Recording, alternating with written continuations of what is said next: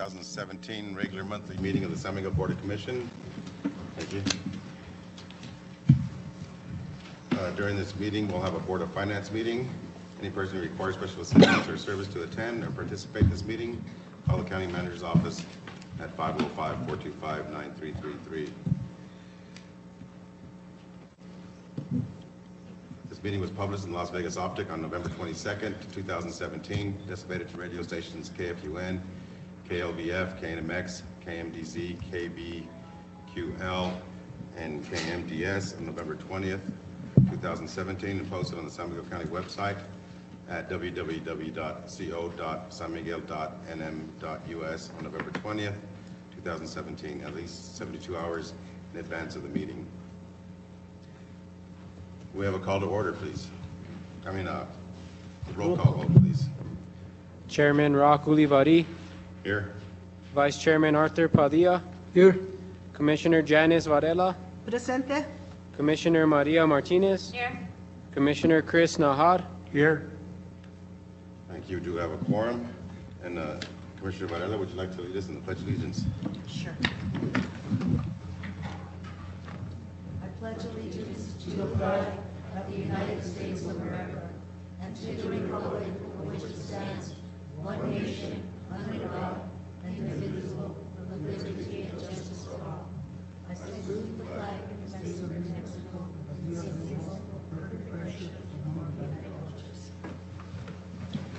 Thank you, Commissioner Varela.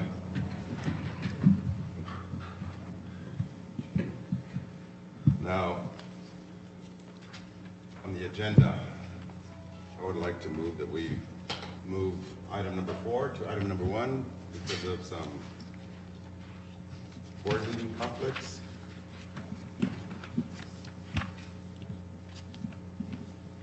For the what? Yes, sir. Anything else? That's all I have. Motion to approve the amendment? Motion to approve of the amendment made by Commissioner Padilla, seconded by Commissioner Ahad. All in favor, state aye. Aye. All opposed, same sign. Motion carries. Now, on the approval of the minutes, I've been informed that a corrected copy had not gotten back to the public. They have it? So are we going to approve those minutes? Yes. For the November 11th? Okay, so the copy has been, everything's in order? For the June 13th meeting? Oh, no, this is on the agenda for the November 11th meeting. I understand a corrected copy not gotten back to, had not left the manager's office, but we do have a corrected copy for June 13th of 2017. Correct, I have the June. Okay, Okay. so we have a motion to approve the minutes for June 13th of 2017. It was once approved and signed. There was an error on the date, and that's the only change. Am I correct, Mr. Manager? That is correct. So I'll stand for a motion for the June 13th, 2017 Motion minutes. to approve the agenda with the amendment? Commissioner Nahad, move to approve. Seconded by Commissioner Martinez. All those in favor say aye. Aye. Aye. All those opposed, same sign. So I imagine the November 11th minutes will be on January's regular meeting? Correct. Manager? Correct. Now we'll move to the public import forum. Miguel Garcia.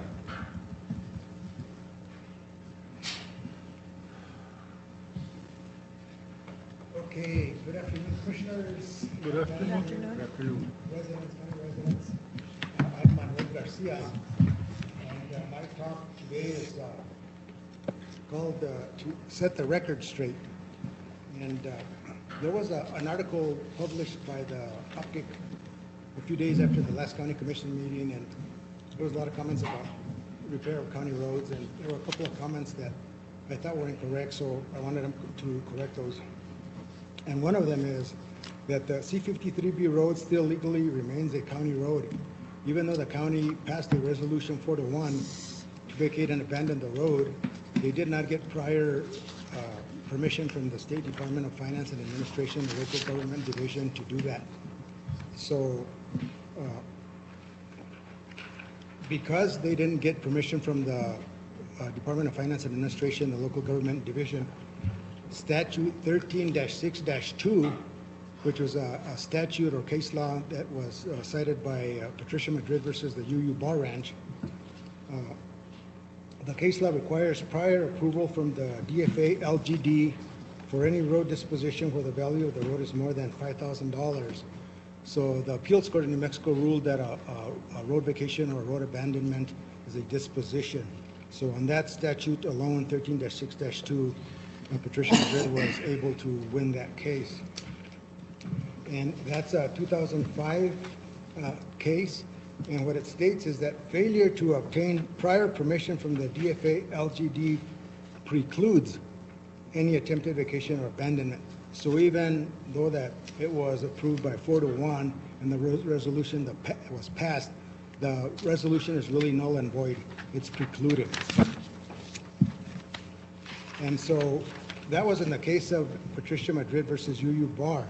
So the attorneys for the UU Bar Ranch, they appealed the ruling from the New Mexico Appeals Court to the New Mexico Supreme Court, and the New Mexico Supreme Court upheld the appeal court's ruling. So therefore, in the general case of any place in New Mexico where it's a city or a county, any attempted vacation or abandonment of a public roadway in New Mexico valued at more than $5,000 requires prior approval where the vacation and abandonment is precluded. And so our road is worth at least $38,000 just fair land and value of the bridge, and a lot more for the actual construction of that road. And furthermore, there's another statute, Statute 67-2-5, which also protects roads. It says that rights of way vest in state after use as highway for 1 year. And it's kind of long, but what it says is that the fee and title of any public roadway in use for more than 1 year vests with the state of New Mexico for right-of-way purposes, and the title and fee shall not thereafter be divested by adverse possession or in any other manner except with the consent of the state of New Mexico, so long as the right-of-way is used for highway purposes. So it's basically a protected road. And that's something that the commissioners back then didn't understand. Mr. Padilla was on the right track. You have to have a petition for a vacation. You have to do it right. And then finally, the C-53B road has been a county road for many decades, going back to before the 1950s.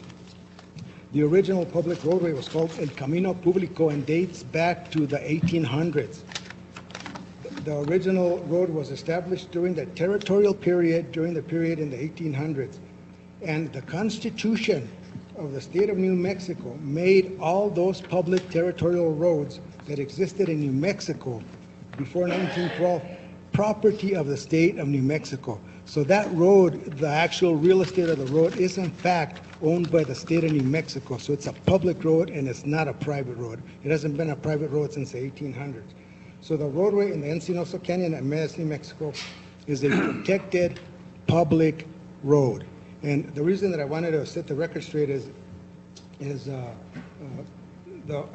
optic printed that Commissioner Olivaria said that it was a private road, which it's not. It's not a private road. And sometimes people misspeak, but you have to be careful because then the neighbors want to jump on false statements and want to do something legal with that, and it actually could accrue, liability to you guys for making incorrect statements. So anyway, just wanted to set the record straight. I believe I did misspeak. So Yeah. congratulations on all 3 new commissioners for your first year. After this meeting, you'll have 1 year under your belt, and then we'll see you in the new year. So happy holidays and Merry Christmas to everybody. Thank you, Mr. Garcia. Thank you. Merry Christmas. Salvador Higgins. Yes. With regard to the presentation made by Mr. Garcia, there's a presumption of validity to what the county commission has done in the past. I wasn't the attorney then, but simply because he has a different interpretation of law and facts, not make it so. But I will take the information that he has and make my own interpretation and then reflect it that interpretation for its consideration. I look forward to that. Thank you, Counsel. Salvador Higgins.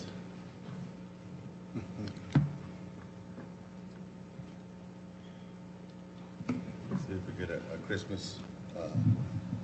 corrida. Corrido de las 45. Ya, algo así, ¿no? Buenas tardes de Dios a todos ustedes, señoras y Nombre. señores. Aquí la última vez que estuve aquí nomás escuchando a ver qué se decía de las cosas que he aprendido yo de fracking. Aquí no hay nadie en hora que venga yo de ello. Por favor, señor, tu nombre primero. Salvador Síguez. Gracias. Y pues hace un poco de tiempo, usted sabe que hubo un medio temblor de tierra en Mora. Y de ahí se vino, digo, que se sintieron hasta aquí, hasta Romeroville, ¿no? Hasta aquí, hasta San Jerónimo, no sé qué, sintieron ese temblor de tierra. Imagínense que si hubiera habido un fracking en Mora, ¿qué nos hubiera pasado aquí? Como saben muchos de ustedes lo peligroso que está el fracking. Bueno, mi papá mío vivíamos en el rancho y él tenía un ojito muy pobre, nomás para darle agua para su casa y nomás para su caballo y su vaca de leche, es todo. Y ahí estaba escarbar el talache y las barras y marros. Al fin decidió echarle un barreno, un pólvora, para que quebrara esta piedra y perdió el agua del todo. Entonces tenía que un burro llevar un barretito para ir a traer agua bien, lejos de los cañones. Ahí paró él, aprendió eso, que eso era peligroso, que es una pérdida. Ahí no debían de aprender el daño que es el fracking, porque el agua es la vida y el aire es la vida también. Y esto está peligroso. Y también pues estamos en el final del verano, del año ya. Aquí, hasta siquiera los santos me dieron a mí con la lluvia que tuve. Le doy muchas gracias a los santos, los velorios que hice. Esta parte de aquí donde llovió. Pero voy para Pañolas, a lugares, allá sí está feo, allá sí está todo ardido. Ahora las quemajones el peligro, y al mes que entra se comienzan las cabañeras de vuelta, pero se me hace que van a ser otras cabañeras feas, desesperadas otra vez. Aquí en California ya vemos lo que están las lumbres que no pueden apagarlas. Y ahí tienen el mar en un ladito de ellos para agarrar toda el agua que necesitan para pelear esas lumbres. Aquí nosotros, en esta parte de aquí, contacto de herbero seco, ¿qué va a sucedernos a nosotros? Todo lo peligroso que está. Voy a ver, más pedirle a Dios, y el único que me queda a mí. Hoy celebro yo el Día de la Virgen Guadalupana.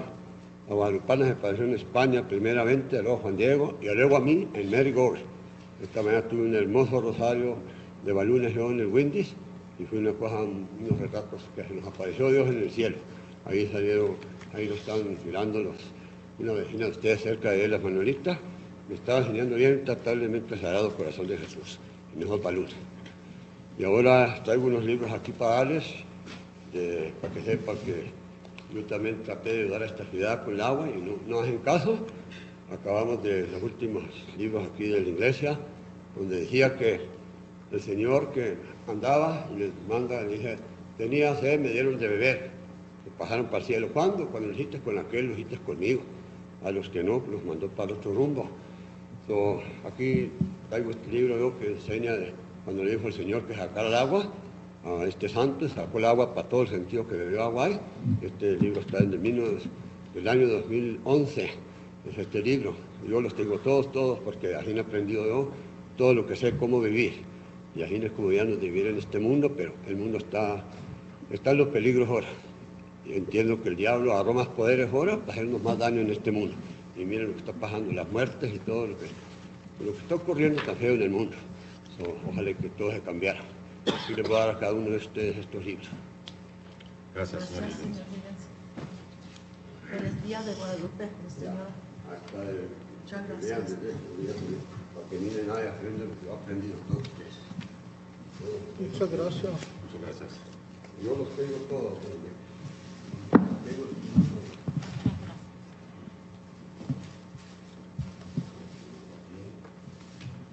Ya hemos estado estudiando la Biblia, la forma inglesa, la Life Church, ya hemos aprendido mucho.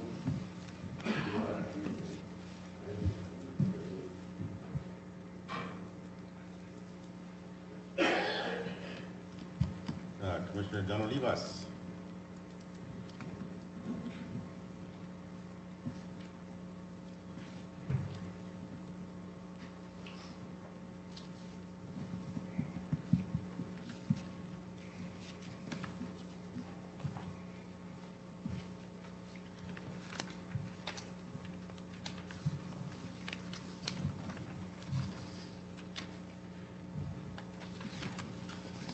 Good afternoon, Commissioners. My name is John Olivas.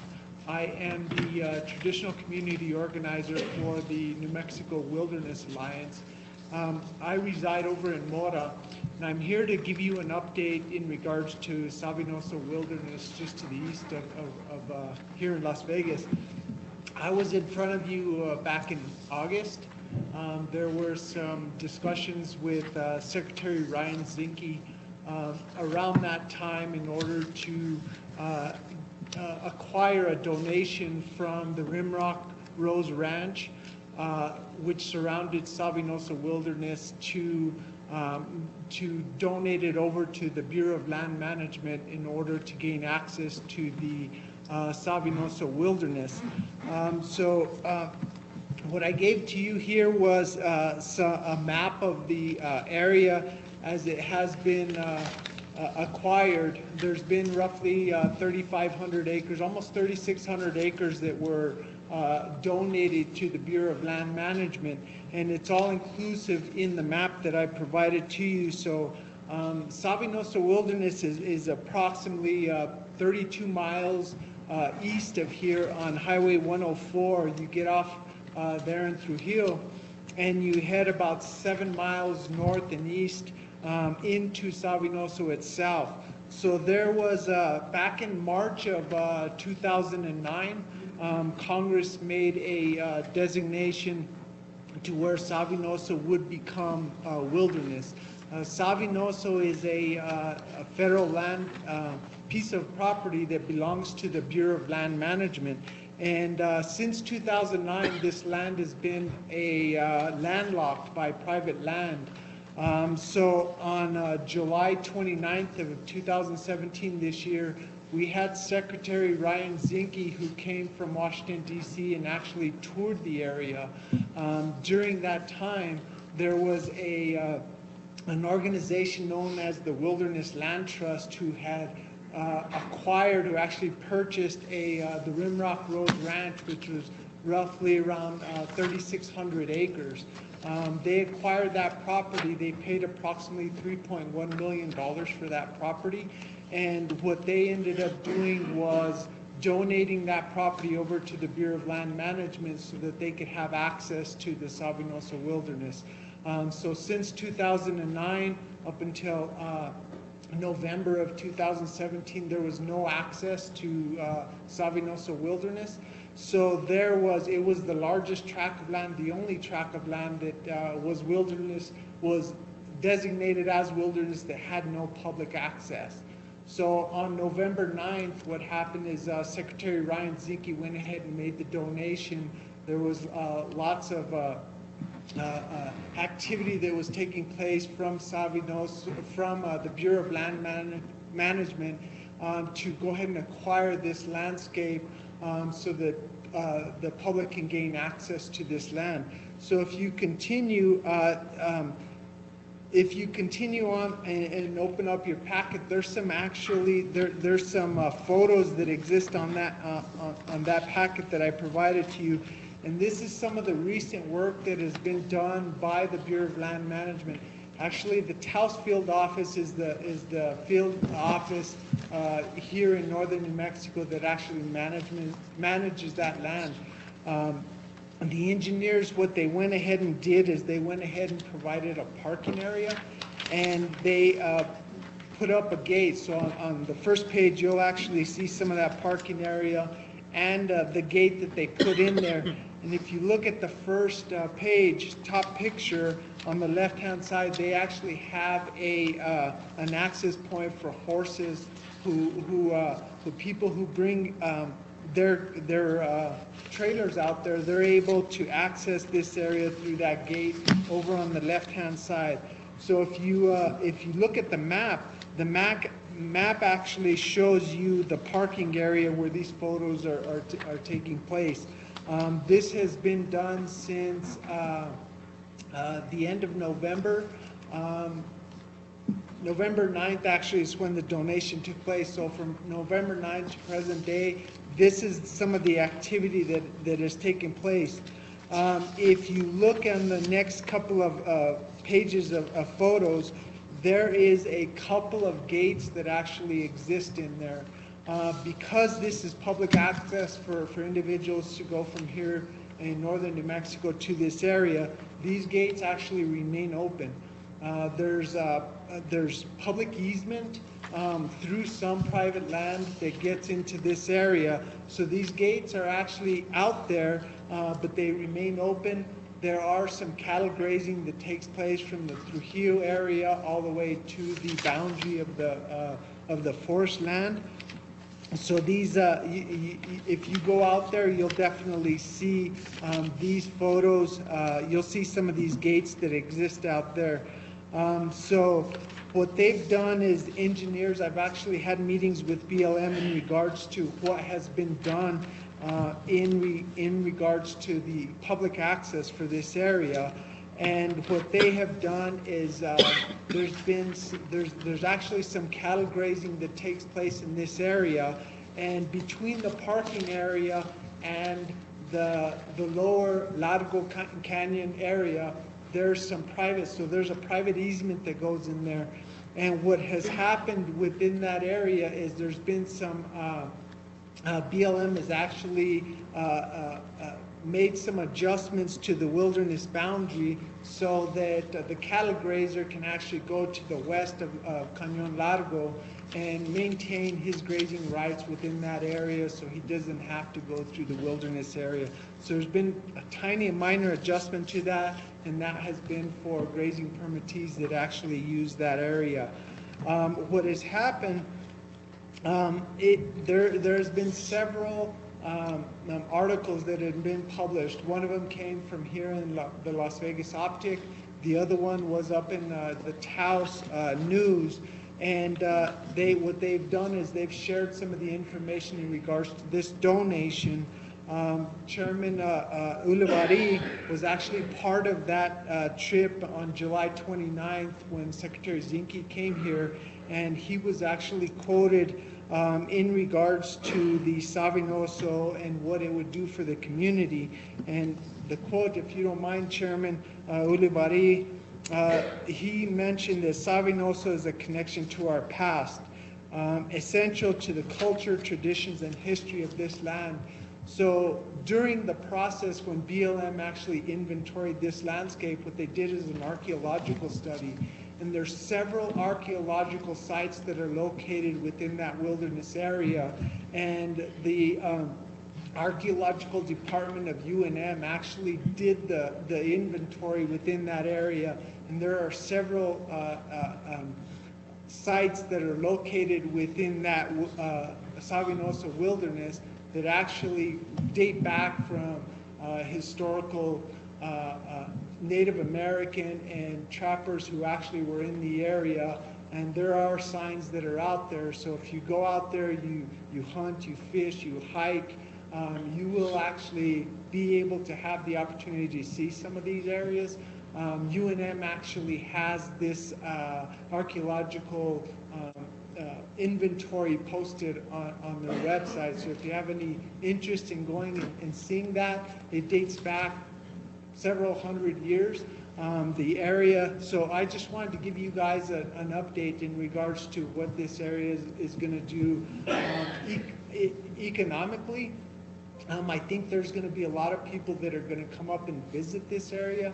So they're going to be coming through Las Vegas in order to do that. So we would hope to see that the economic benefit from this, not only from your lodging, your gas, but hopefully people who are going to stay in, increase some of the lodger's tax within this community. So this is the first time that there has been access to this wilderness area. So I just wanted to share that information with you guys, and just wanted to actually say that in the future, you know, come the spring, summer, if there's any opportunity for you guys to go out and visit this area, please do so. I'll make myself available to go ahead and give you guys a ground tour if you so choose to go that route. But thank you so much. If you guys have any questions, I'll answer that for you now. I have a question. Thank you, Mr. Olivas, for your presentation. I've been curious about this area. You said in the spring or summer, is it accessible in the winter, or would you recommend not going there in the winter? It is accessible, right now, from that parking area down to the bottom of Cañon Largo. It's walk or horseback at this point in time. What, the information that I actually got from BLM was the late summer, early fall timeframe, when we do get some of them thunderstorms. You know, what is the, what process are they gonna use to keep people, make them aware of any flash flooding that could take place in that area? Because if you go into that into that area, you'll see water lines that exist in there where the water has been 15, 20 feet high when flash floods go through there.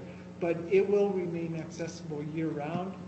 And I think right now, because there's not a whole lot of snow, that you will have access to that area right How many now. miles is it from the parking lot to the bottom of the cañon? It's roughly about half a mile. Oh, it's just short, Yeah, short. it's not far to the bottom of Cañon Largo, but once you get in there, it's approximately, there's roughly about 8 miles that you would get to the historical boundary of the wilderness.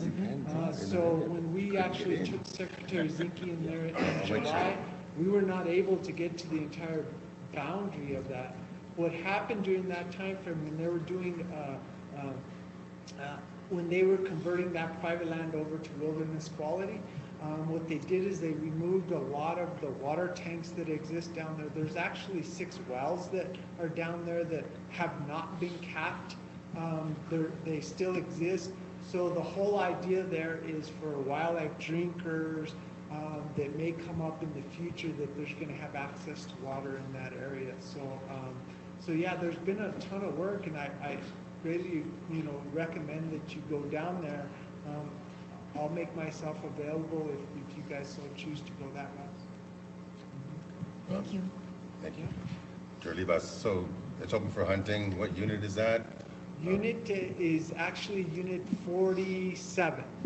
47, so it's actually accessible right now to hunting. So in July, or actually now in January 1st, there's a mule deer bow hunt that's going to take place. So this is actually one of the first hunts that are going to take place. In April 15th through May 10th, turkey hunting actually begins. And I've actually been down in that area, and there's giant Merriam's turkey that exist in there. There's what we call Jurassic birds. They've never been hunted before, and they're very big. So anybody who has any interest in turkey hunting, Savinoso is going to be a good place to be this spring.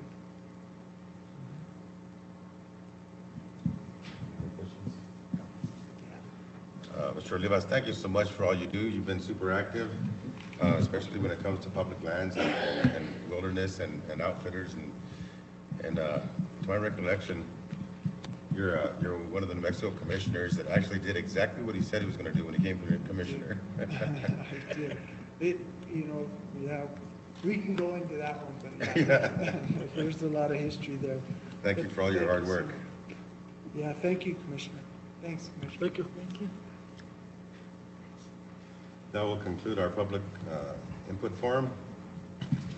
For new business, I had asked the manager for future commission meetings to do a manager's report, just to update us on things that are happening so we can all hear it at the same time. Like for instance, the opioid RFP. I don't want to go too much on it because it's just kind of a surprise, but I do believe he has information on that update. Manager. Mr. Chairman, members of the commission, I've been working with legal counsel, Mr. Dave Romero, and we are currently working on the RFP for the opioid contract. Mr. Romero did attend a meeting in Santa Fe with the Attorney General. Mr. Chairman, members of the board, the Attorney General had a meeting about the opioid lawsuit.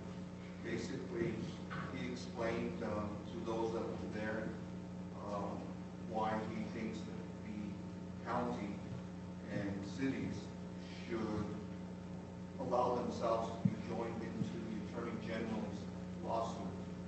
At the same time, I was able to obtain the Attorney General's RFP, request for proposals. So depending upon the approach that you all take, you have a choice of either going with the Attorney General, choosing a New Mexico or out-of-state law firm to handle the case.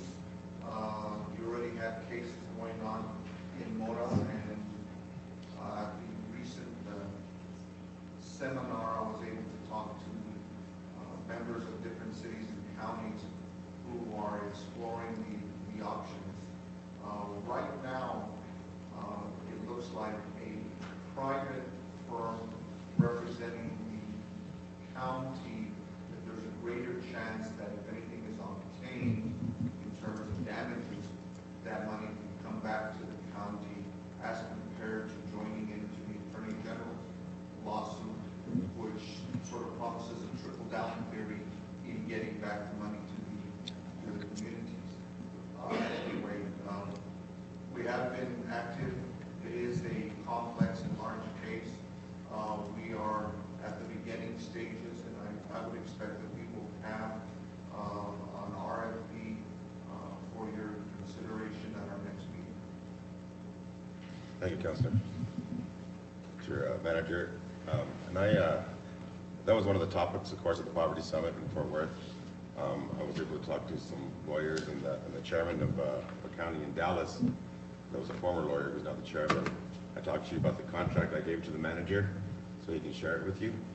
And that discussion with the Attorney General and the counties versus, was also made in they don't have a whole lot of faith in the trickle-down theory, even in Texas. Thank you for your hard work. So does it look like it would be more of a benefit for the county to get an outside attorney? Commissioner, board members, yes. From my point of view, at this point, with the information that I've gathered, it looks better that we contract with an outside firm of attorneys as compared to doing nothing, or as compared to participating with the Attorney General. And so we're at the stage, if we choose that direction, and we put out an RFP, then we hope to be able to bring back to you a choice of 3, 4, 5 different law firms that would compete for bid. Any more questions? So that's it. So hopefully at the next agenda, we just have a regular manager's report. And any of us that have questions, we tell the manager in advance, so that we don't surprise them, so that we can all be apprised of where matters are. Thank you so much. Thank you, Council. Presentation, Industrial Hemp Ventures. Item number 4. No, we have one presentation first. The Industrial Hemp Ventures, Ms. Anaya. Thank you very much for inviting me back to give a little more detail on industrial hemp and the economic opportunities that it provides for our county. My name is Nikki Anaya, and I'm the former communications volunteer for a group called the New Mexico Industrial Hemp Coalition. And it was this group that went to the legislature since 2009 to try and get an industrial hemp law on the books.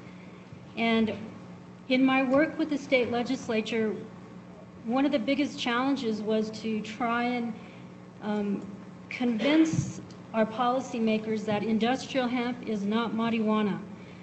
And the primary difference is the chemical composition of the industrial hemp plant. It doesn't have very much, if any at all, THC. So by definition, industrial hemp is to have 0.3% or less of THC, and THC is the component in the marijuana plant that gets you high. So essentially, one can smoke all of the industrial hemp they want, but they'll never get high. Some facts about industrial hemp. In 1611, The King James Bible was printed on hemp paper. Presidents Thomas Jefferson and George Washington grew industrial hemp in large quantities, and the first American flag was made on industrial hemp fabric, as were the Levi Strauss jeans. So industrial hemp is one of the oldest domesticated crops known to man. There's a scrap of hemp fabric that is dated back to approximately 8,000 BC. In Japan, there is a house that is still standing. It was built in 1698, and industrial hemp materials were used to build that house. Now, in certain states, industrial hemp grows in the ditches, and therefore it was given the nickname ditchweed. And the seeds from which these plants have grown were the feral seeds that came from the crops that the farmers used to plant, particularly during the World War II era. So this plant is amazing. Apparently it grows everywhere. It can be used as a substitute for trees. So any kind of material that you would harvest from a tree can also be harvested from the industrial hemp plant. During the legislative session, we garnered a lot of support from the cotton farmers in the southern part of the state because industrial hemp is very drought tolerant. It uses 1/4 as much water as alfalfa does, and this slide here shows a comparison about cotton to industrial hemp. So for example, a 793-pound yield of cotton will use 1,400 gallons of water and 60 gallons of pesticide, whereas industrial hemp for 10,000 pounds, only 700 gallons of water is used and 0 pesticides. Industrial hemp is also a very fast-growing crop. Depending on where you're cultivating it, it can grow from seedling to harvest in 70 to 140 days. Again, that depends on where you're growing it. And of course, you can grow it without fertilizers or pesticides. Industrial hemp has a lot of environmental benefits. The first one that popped into my mind was the cultivation of industrial hemp assures farmers that water rights are protected from use it or lose it. Industrial hemp also has a very long taproot, so it aerates the soil. Another capacity of the hemp plant is something that is called a phytoremediator, which means that it will suck up the heavy metals from the soil into the plant. So it could be used, and I understand that it is being used in Japan, where the nuclear power plant melted down. They're using industrial hemp to suck up some of that heavy metals. So the history of industrial hemp goes all the way back to the beginning of our country. The European settlers arrived in the 1600s, and in the 1800s, industrial hemp was a staple of the American ag community. It was in 1937 that things started changing for us, in that's when industrial hemp started falling under tax laws, and farmers who were growing hemp had to get a very expensive tax stamp.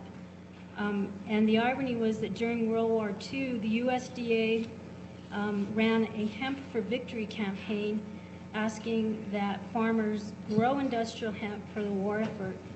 And in 1970, industrial hemp became classified under the Controlled Substance Act, and that's when industrial hemp became not legal to plant. Now, I'm kind of a policy wonk, so I like to learn odd facts. So with regard to industrial hemp, there is an executive order that was issued originally by FDR, and every president since up to Obama has issued this executive order. And one of the part of the language in that executive order is that industrial hemp should be included among the essential agricultural products that should be stocked for defense preparedness purposes. Now, there is a resurgence. While I'm working at the state level, there are a number of people working at the federal level. So the Industrial Hemp Farming Act of 2017 was introduced on July 28th. And essentially what this would do is it would exempt industrial hemp from the Controlled Substance Act and recognize industrial hemp as an agricultural commodity, not a drug. And there's also work with other ways around protecting farmers who grow industrial hemp. And this work is being done pretty much via appropriation bills. And so, for example, there was an amendment that was passed to prohibit the DEA and the Department of Justice from spending tax dollars to deter industrial hemp farming for research in states where it's legal. So a big step forward came for us in 2014 with the passage of the U.S. Agriculture Act, also known as the Farm Bill.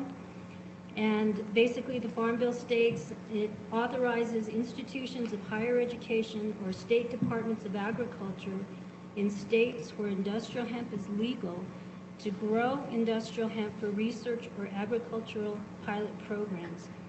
Currently, there are 33 states in the nation that are growing industrial hemp. New Mexico is poised to become the 34th state, depending on how the New Mexico Supreme Court rules on the vetoes that the governor tried to get forward.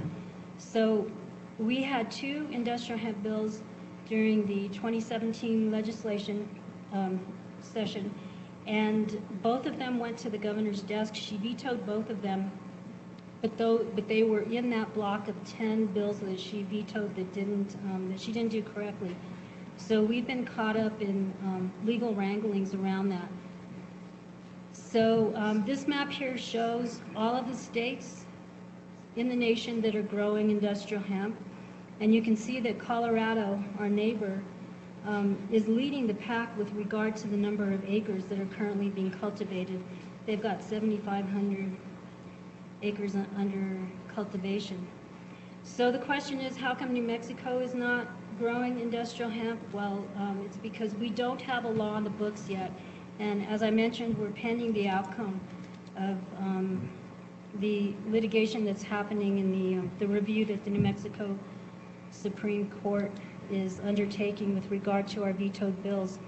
So the next few slides I included in this presentation just so that you would know that we've been working on this issue since 2006 in preparation for the 2007 legislative session. And back in those days, our legislative advocate was former State Representative Ray Begay from the Navajo Nation. He introduced a lot of the very first industrial hemp bills that we put forward. And so this is just a list of all of the legislative activity that we've had in the last 10 years. Now, I want to take this time to specifically address the law enforcement community, and particularly Sheriff Wolf, thank you. In 2015, we got an industrial hemp bill up to the governor's desk, and she vetoed it. And that veto she did correctly, because what she did was she issued a message telling us why she vetoed it. And the language in her message that really popped out for me was that, and I quote, "This legislation could also create serious challenges for law enforcement." So I wanted to address that. And right now what's happening in the process is that the New Mexico Department of Agriculture is in the process of propagating the rules that will govern the program. And so nobody has seen those yet, so I don't really know what those rules are going to look like. But there are some guidance documents that I think are probably going to help guide what our program rules are going to look like. And the one document which seems to be like the most foundational guidance document is the Statement of Principles on Industrial Hemp, and that was issued jointly by USDA, the DEA, and the FDA. And basically, that statement is a pretty good framework of what our state program could look like. And also, I'm hoping that the New Mexico Department of Agriculture also looks at the rules promulgated by other states. And the two states that caught my eye, one was Kentucky and the other one was Indiana. And these two states were some of the first early adapters as soon as the Farm Bill was passed. Kentucky is very interested in the cultivation of industrial hemp because when people started cutting back or stopping smoking, the tobacco farmers in Kentucky took a big financial hit. So they were looking for a crop that would help them regain some money that they were losing. So they went to hemp. Purdue University is running the hemp research project, and that caught my eye because it was under then Governor Mike Pence, who is now Vice President Mike Pence, that the state of Indiana signed into law their industrial hemp law, which allows them to have this project over at Purdue University. Now, I can assure you that not everybody who applies for a permit to grow industrial hemp will be given the permit. So this will not be a free-for-all. And I suspect that some of the criteria in order to successfully apply for a permit would include a criminal background check, periodic renewals, inspections. There will have to be a registration of the plots using GPS coordinates. And anybody who is found out of compliance, so anybody who is planting industrial hemp but doesn't have a permit, they lose the protection of the industrial hemp laws. And basically then they open themselves up to the laws that govern the Controlled Substance Act, which includes property seizure. So there's a lot of reasons why a person would be less inclined to violate the rule and try and plant industrial hemp without a permit. Now, some of the issues or questions that we came across when we were going through the legislative process was the concern that the cultivation of industrial hemp would hide marijuana grow operations. And that's not at all true because the industrial hemp plant produces a lot of pollen, and marijuana growers risk the possibility of cross-pollination, which would mean that the marijuana that they're growing would have less THC, and that's not at all what they want. They want the higher THC. Another thing is that when industrial hemp is cultivated for fiber, the hemp crop looks very different. It doesn't look like the marijuana plant like trees unless you're growing it for CBD. For the most part, the industrial hemp can be grown as tall as 15 feet, and it's planted very densely like corn. And that's the way the cultivation for fiber takes place. So I want to, Sheriff Gold, I printed out the slides that I just went through, and I also printed for you the Department of Justice stuff, just so you have my contact information in case you have any questions. You call me. And so the question becomes, why is everybody making such a big fuss about industrial hemp? Well, in 2016, the estimated market value of products sold within the United States was $688 million. And, why is that? Well, you can make all kinds of stuff from industrial hemp. This slide here shows the whole stalk and the seed, and it shows all of the different kinds of products that can be made from industrial hemp. When you take the hemp stalk, it's comprised basically of two parts. You take a machine that breaks it up, and you can make animal bedding, mulch, chemical absorbent fiberboard. The other part of the stalk, you can make cord, rope. The hemp seed is food. You can make flour out of it, or you can eat just the nut. And oil, the seed is very oily, so you can make fuel out of it. You can make a biofuel out of the hemp oil, and you can make body care products out of it. And then, of course, there's the CBDs, which come from the flower part of the hemp plant, and that's actually the medicine part of the industrial hemp plant. When you hear about children who have seizures and they're being given, they call it marijuana, but it's really not. It's actually CBD. And so during the legislative session, a very generous woman who opened a store in 1997, selling only industrial hemp products, she provided for us to share, and I'd like to share an example with you. This is hemp seed. I buy this at Walmart. And I invite you all to open up the package, sprinkle a little bit on your palm, and taste it. It tastes kind of like milk. So that's one of the very many products that you can get. A lot of people will remember industrial hemp as well.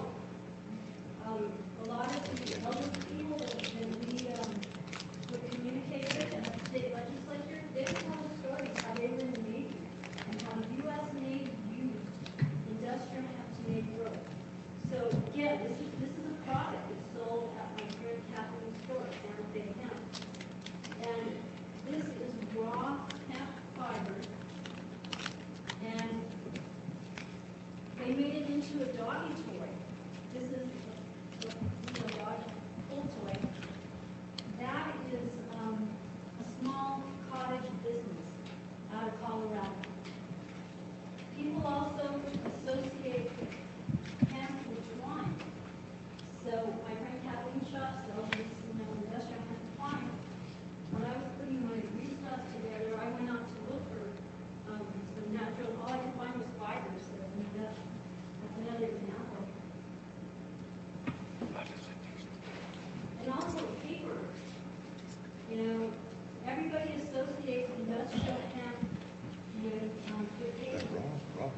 So this is the company that's based out of California, and it's a small family business. So the point that I'm making is that with industrial hemp, you can have a huge industry, or you can have a cottage industry.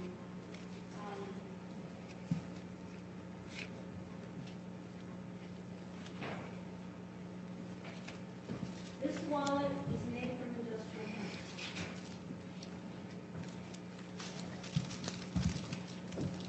And you can feel it, this is very durable, that kind of fabric is amazingly durable.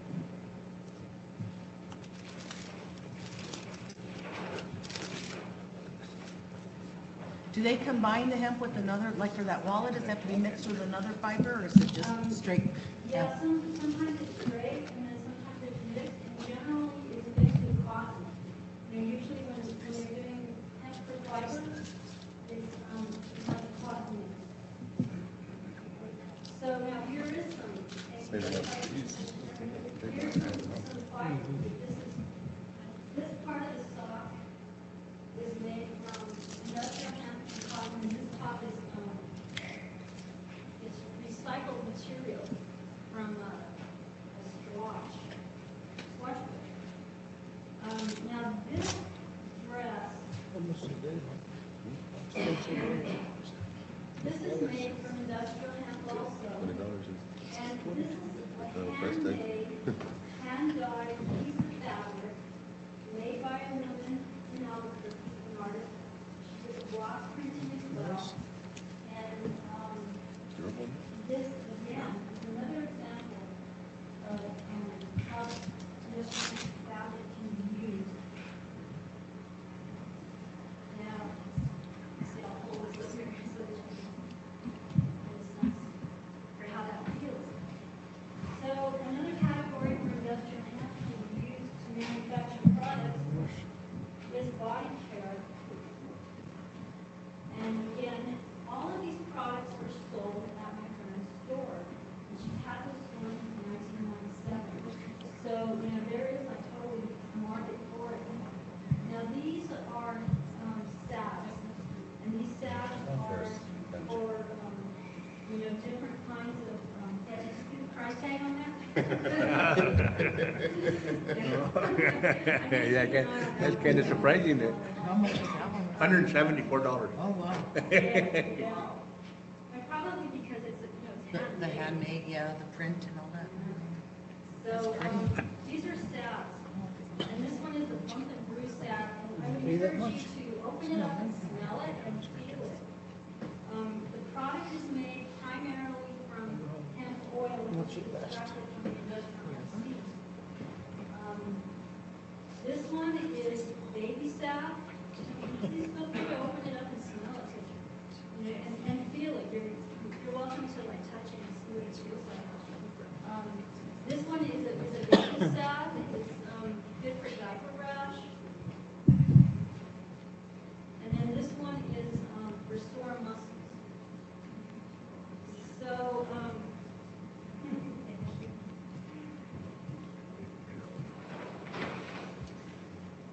here's some information about my friend Kathleen's store, and there's a 10% discount right there too. So the point of all of this is two things. Number one, there's a market for this. My friend has been selling it in her shops since 1997. And then also, a lot of those products are made by small businesses. Oh, thanks. They're made by, cottage industry type businesses, which it's not too far to imagine that, if we are allowed to cultivate industrial hemp and process it here in San Miguel County, you could stimulate the economy in that way. Now, industrial hemp can also be made into a whole bunch of other things that my friend Kathleen doesn't sell in her store. For example, automotive parts. So industrial hemp can be fashioned into dashboards and into just car panels, car parts. Again, body care. We can make body care out of it. Rashes and stuff for babies. Clothing, as you saw. Food for the human body. I hope you enjoyed those little hemp nuts. Medicine, the CBD that I mentioned. And the thing about industrial hemp is that there's actually like three major parts of the whole economic development chain. So it starts with the cultivation and the harvesting of the crop. So that provides opportunity for farmers, growers. And then the next phase is processing, where an entrepreneur would take the harvested components and process them into, break down that hemp stock, and extract the CBD from the flower. Then the third component is like the value-added manufacturing part, where you take everything that you've extracted after you've completely butchered the plant and processed it, and then you create products out of it. So, there's so many economic drivers at so many different levels, and we're right on the horizon. Unfortunately, we still don't have a hemp law in the books, and there's already 33 states, but we're still at a point where we can create some sort of economic advantage and become known as a county which grows, processes, and creates value-added industrial hemp products. And so, we're on the horizon right now, and now's the time to really get bold about what we're going to do with this. And again, I want to thank my friend Kathleen Savage and her daughter at Santa Fe Hemp for the products I shared with you. Chairman, Commissioner Gulaveri, I'd like to thank you for inviting me back. Commissioners, thank you very much for listening to my presentation, and I also want to particularly thank Commissioner Varela, who has been a great support to me and has provided me with a lot of really good ideas around all of this. So I stand for any questions.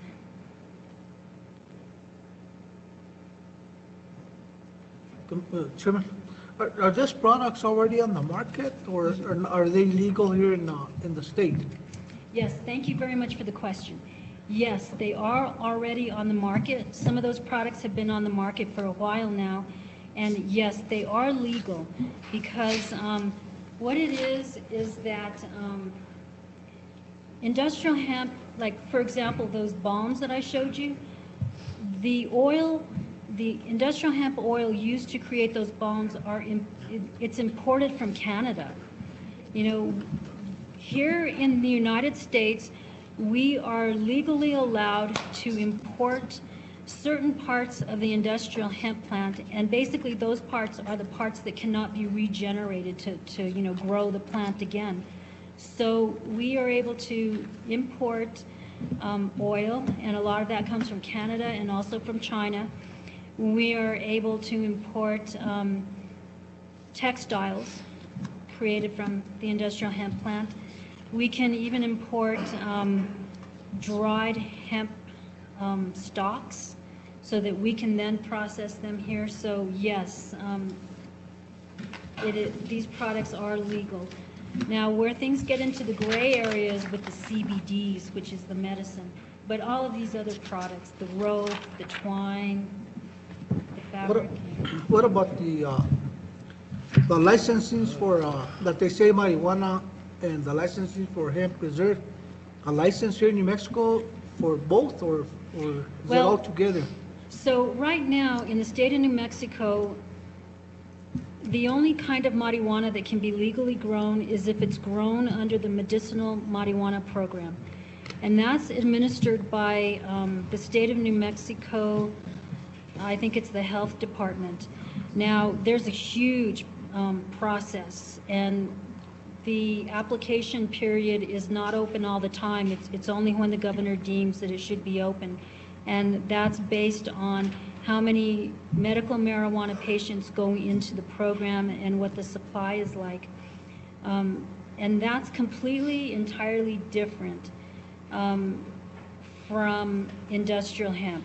Right now, we're in the process of trying to establish what those rules look like. So we really don't have, the application process down yet, or we don't know what the rules look like.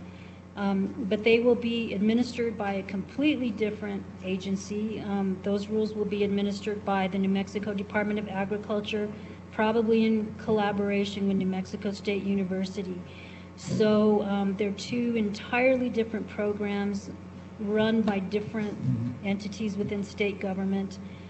And right now, there is no recreational marijuana allowed in the state.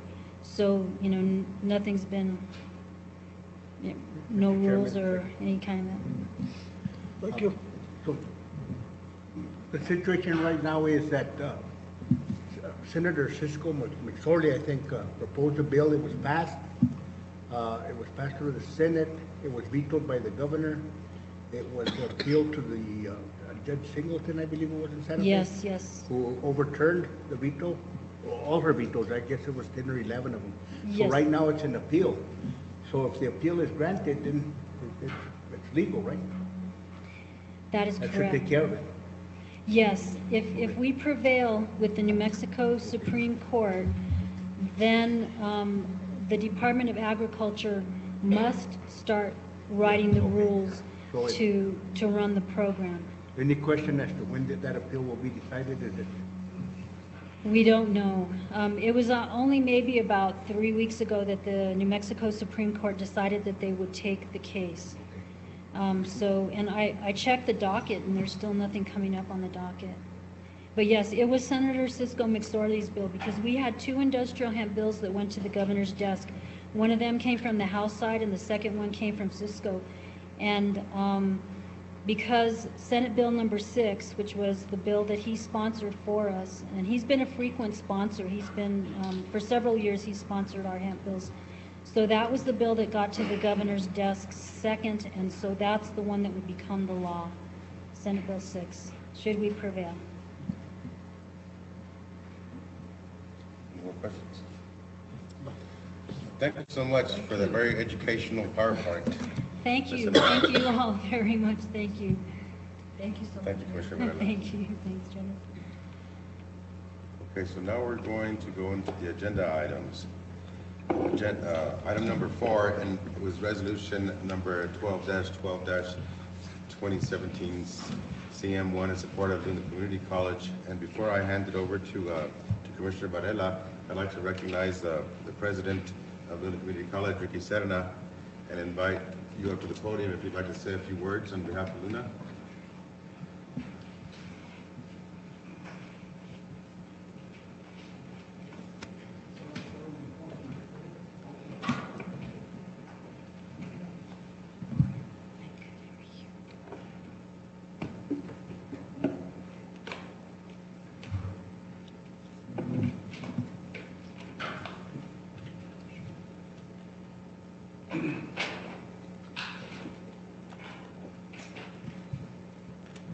Thank you, Mr. Chairman, members of the board. It's a pleasure to be here, and we really appreciate, first of all, you accommodating and moving us up in the agenda. We've got a board meeting to get ready for this evening also, so it'll be a long day. But more importantly, we appreciate that the commission is considering passing a resolution demonstrating support for Luna Community College. As you know, from recent articles and press releases that we've released to the general community, is that the college is in the midst of preparing a show cause order report that will address a number of concerns that its accrediting body, the Higher Learning Commission, have pointed out following a visit in June to the institution. And to say the very least, some of these problems we believe are very systemic and stretch back several years.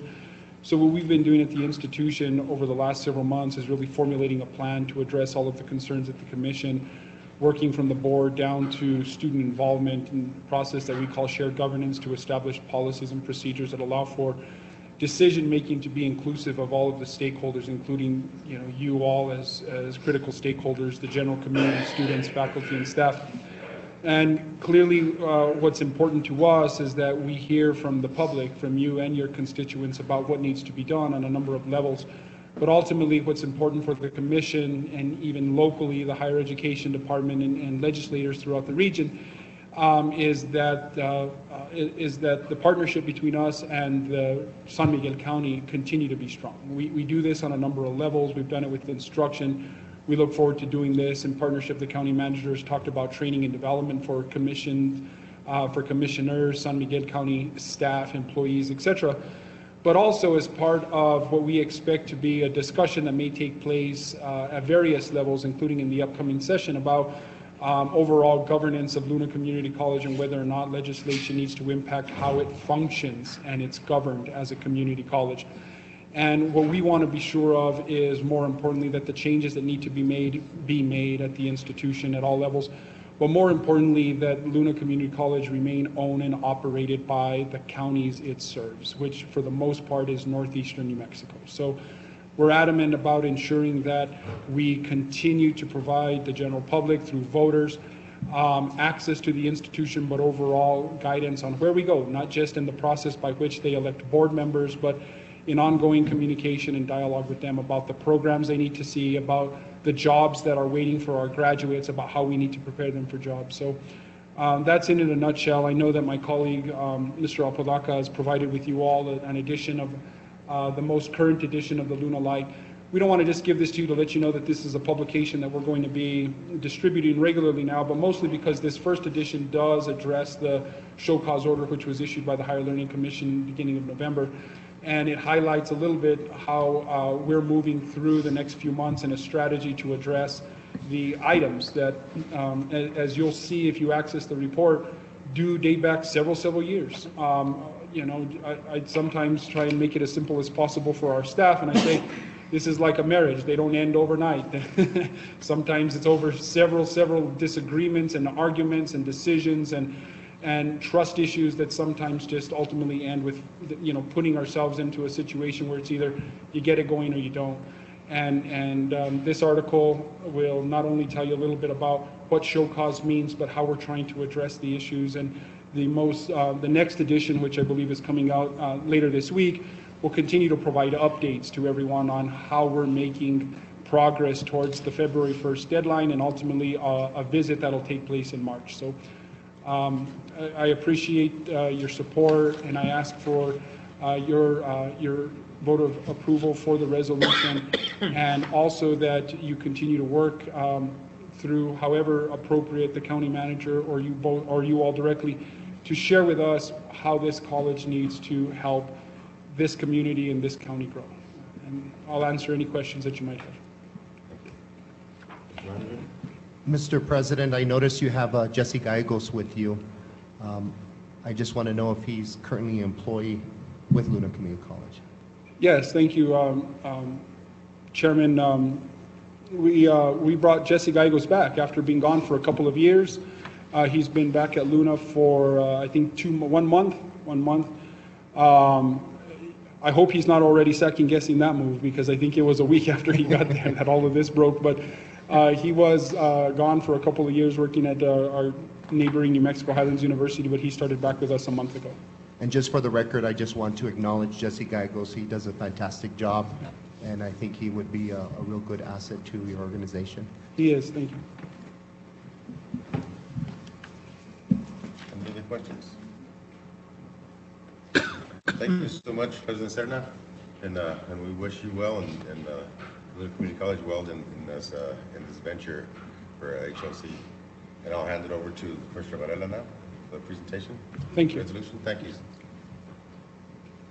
Thank you, Chairman. Thank you, Mr. Serna. People from Luna, staff from Luna, Cisco, thank you for coming. I'd like to present a resolution in support of Luna Community College. Whereas Luna Community College is recognized as an institution that is integral to the well-being and welfare of the citizens of San Miguel County, and whereas Luna Community College is integral to the well-being and to the welfare of the citizens of the northeastern quadrant of New Mexico, and whereas Luna Community College is an integral driver for the economy of San Miguel County and northeast New Mexico, and whereas Luna Community College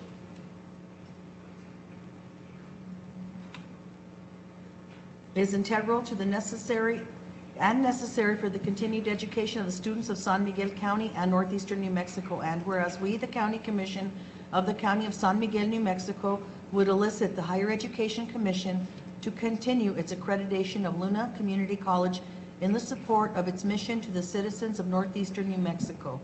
Therefore, be it resolved that by action of the Board of County Commissioners of San Miguel County, New Mexico, the continuing and resounding support of Luna Community College and its service to the citizens of San Miguel County, New Mexico, and the citizens of Northeast New Mexico. So I'll stand for a motion. So move, Mr. Chairman, for Motion made approval. by Commissioner Padilla for approval, seconded by Commissioner Martinez. All those in favor say aye. Aye. All those opposed, same sign. Motion carries. Thank you. Mr. Manager, can you please send a copy of this resolution to Luna Community College, Colfax County, Mora County, Guadalupe County, the Village of Pecos, the Village of Springer, and Santa Rosa, City of Santa Rosa. They've all been notified that it's coming, and I appreciate if you send them this resolution. Thank you very much. Item number 1.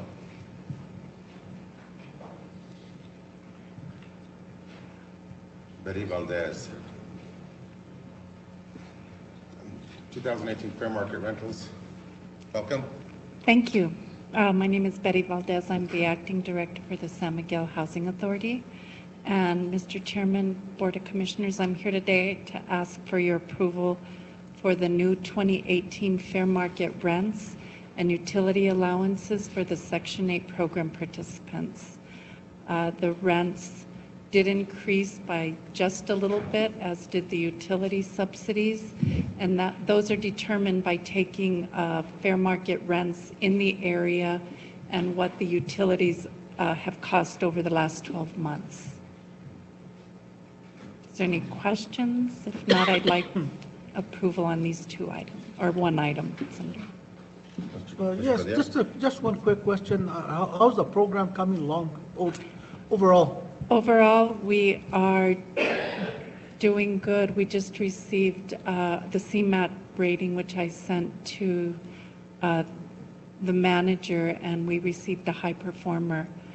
And so that was, I know last year we were standard, so this is our first high performer, I think, in 25 years or so. So we're leased up, we're in the community. We actually came out last week. We've been out about once a week holding orientations and just community discussions, and we're working with Mr. Alex DeFoya now, who has been extremely helpful. So, how are we doing on the findings from before? Are we? There were no findings. There were no findings. Good. Perfect. Thank you. Thank you, Commissioner Padilla. Any other questions? About how many families? We currently have 177 vouchers. HUD cut our budgets about 8 months ago across the country, so we are serving about 150. I have a question about that. Is that mostly in the city of Las Vegas, or are you out in the county, and how far in the county do you reach? We are in the county and in the city. We do have an MOU with them to come into the city proper, but we have many outside of the city proper of Las Vegas, yes. And I don't have that, but I can get you that if you'd like. Thank you. You're welcome. Thank you so much for taking over this program and doing such a good job of getting us back on track. Thank you for allowing us to do that. We love this community, and everybody's been very gracious and patient and kind, and so thank you. Have a safe ride home. Thank you. Can I get approval though? Okay, I move to approve, I'm Mr. sorry. Chairman. Motion made by Commissioner Padilla. Second. Seconded by Commissioner Nahad. All those in favor, say aye. Aye. All those opposed, same sign. Motion carries. Thank you. so much. HUD will be happy. Thank you. I don't know why I thought it was an information. Item number 2, your energy service.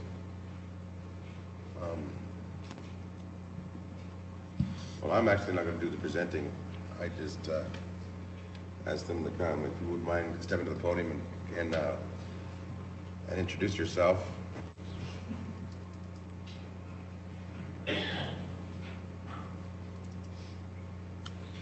Good afternoon, Commissioners. Good afternoon. Great to see you. So what we're talking about today is Year Out Energy Services is a company that works under the State Energy Efficiency and Water Conservation Act, and we help communities fund getting energy audits done, and then also provide a full turnkey service to help the community be more energy efficient. And we were vetted under a RFP by the state about 2.5 years ago. We're currently doing a lot of work with Bernalillo County.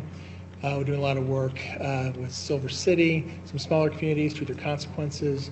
And the whole premise essentially is to use a process called energy savings performance contracting to actually create this process that does not cost the county any money to do it whatsoever, and the savings pays for anything that might have to create a cost to be fixed. So we're looking to come in and work with you all to do a non-obligatory audit, to take a look at what your energy spend is, how your buildings are performing, and then provide a report to you in probably about 8 weeks.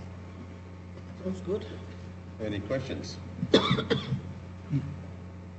Mr. Chairman, I noticed that this is an action item. Yes. I just want to make sure through legal counsel that we are not in violation of any procurement policies. Council? Mr. Chairman, Board, normally the process is, and I recommend, since this essentially says it's not going to cost us anything, and a lot of work's going to be done for us, which almost sounds too good to be true, so having the suspicious nature of a lawyer, and I apologize for that, but we are cynical, so I would like to recommend an approach where the proposal, the proposed contract, the services are sent to a county committee, preferably finance. We look at it, and then we decide whether or not this is something that, whether or not there is a cost involved. My sense is that there's always a cost for work done, maybe not now, or maybe to pay with the savings that they provide, but there may be a cost later on from the savings. I'm not sure until I see the contract.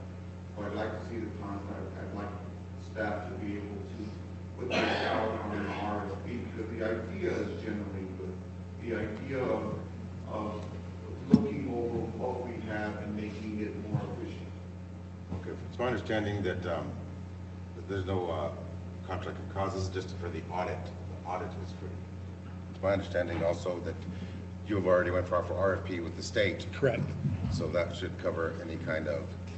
Yeah, the state put out an procurement. RFP because it's very difficult. These police projects tend to be difficult for a smaller community to get out there. So they vetted 16 different companies to do this. We're the only local company that's has been chosen to do it. So there's no obligation whatsoever, but it allows you all to procure it without having to go through a lot of, it's very difficult to do.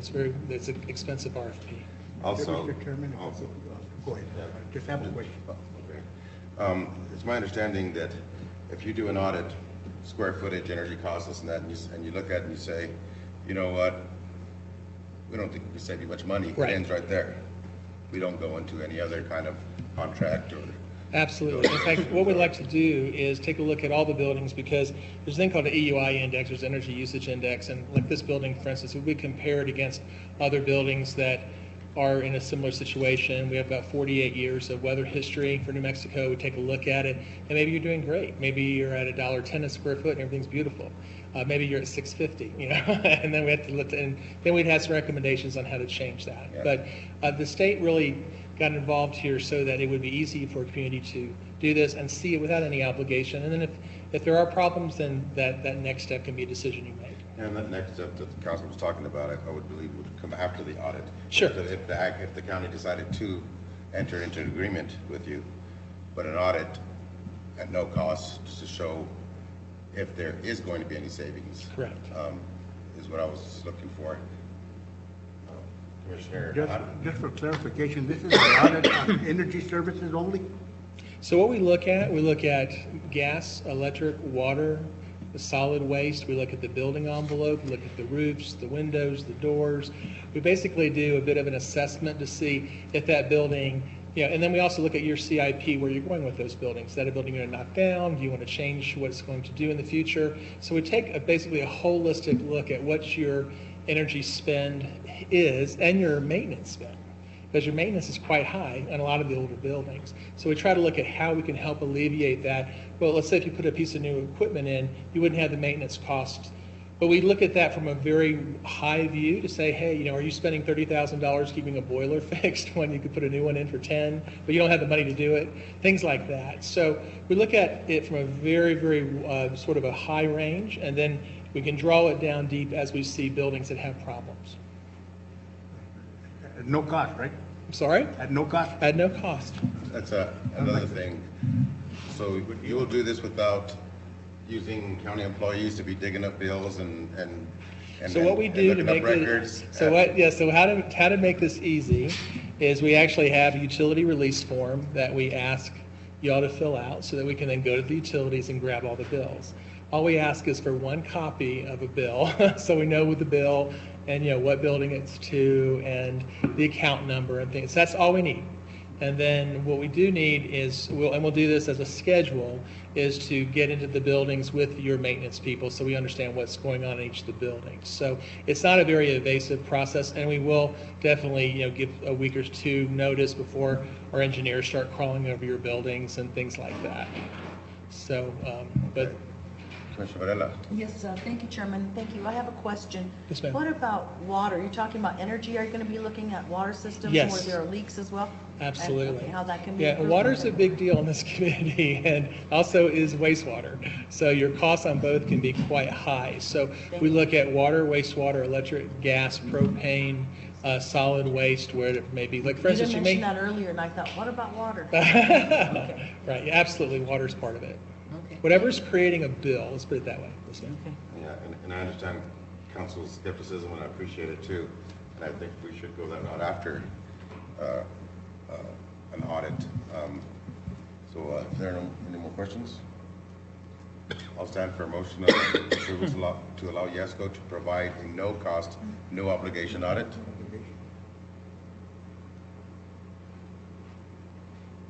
Was there a excuse me, I have a point of clarity. Was there a recommendation from council that we wait before we make the vote? Is that what I was hearing? Until you're able to review any kind of, Yes, that's my recommendation, that we wait, because I'd like to see all the documents before we make any approval, at least so I can tell the manager, this is what I found, because otherwise, I have nothing, I know nothing about this company except that they qualified for state vetting. I don't know what other companies did. I just need something to look at and read to feel more comfortable about making any recommendation to pass this motion. How about we, I make a motion to table. I second that. well, I had the floor. Before you made the motion, I was just going to make a statement. I was going to ask the commission, make a motion to approve pending approval of the committee on obligations, so we don't have to come back to an open meeting again. I was That was my inclined to do that, recommendation. Chairman, to make that type of a motion. If, I'm not sure if that's right procedurally, if we have to come back again to make that approval, or if we can make it a motion pending Counsel? approval by the attorney. You can go either way. If we go that way, You can we'll- have a contingent on this committee with the attorney's approval, or else just consider it related to. So the motion, just for clarification, Chairman, is that your motion to approve it pending Review of our attorney. Correct. I'm ready to make a motion. Is there already one on the floor? Point of order? No, she didn't have the floor yet, so. Okay. I would like to make a motion then to approve this contract pending the review and okay from our attorney, from our legal department. Motion made by Commissioner Varela, seconded by Commissioner Nahar. All those in favor say aye. Aye. All those opposed, same sign. Motion carries. Thank you for making the trip. Thank you, appreciate it. Item number 3, Poverty Summit, fall board meeting, information purposes only. I'm going to try and be as brief as possible here. I attended a Poverty Summit in Fort Worth, Texas, last few days.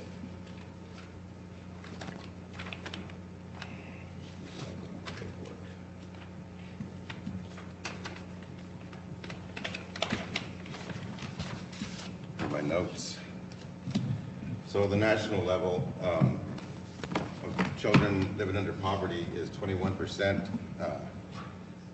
in the nation of children living under poverty. In Miguel County, we have 56% of children under 5 living under the poverty level, and that's more than double the national average.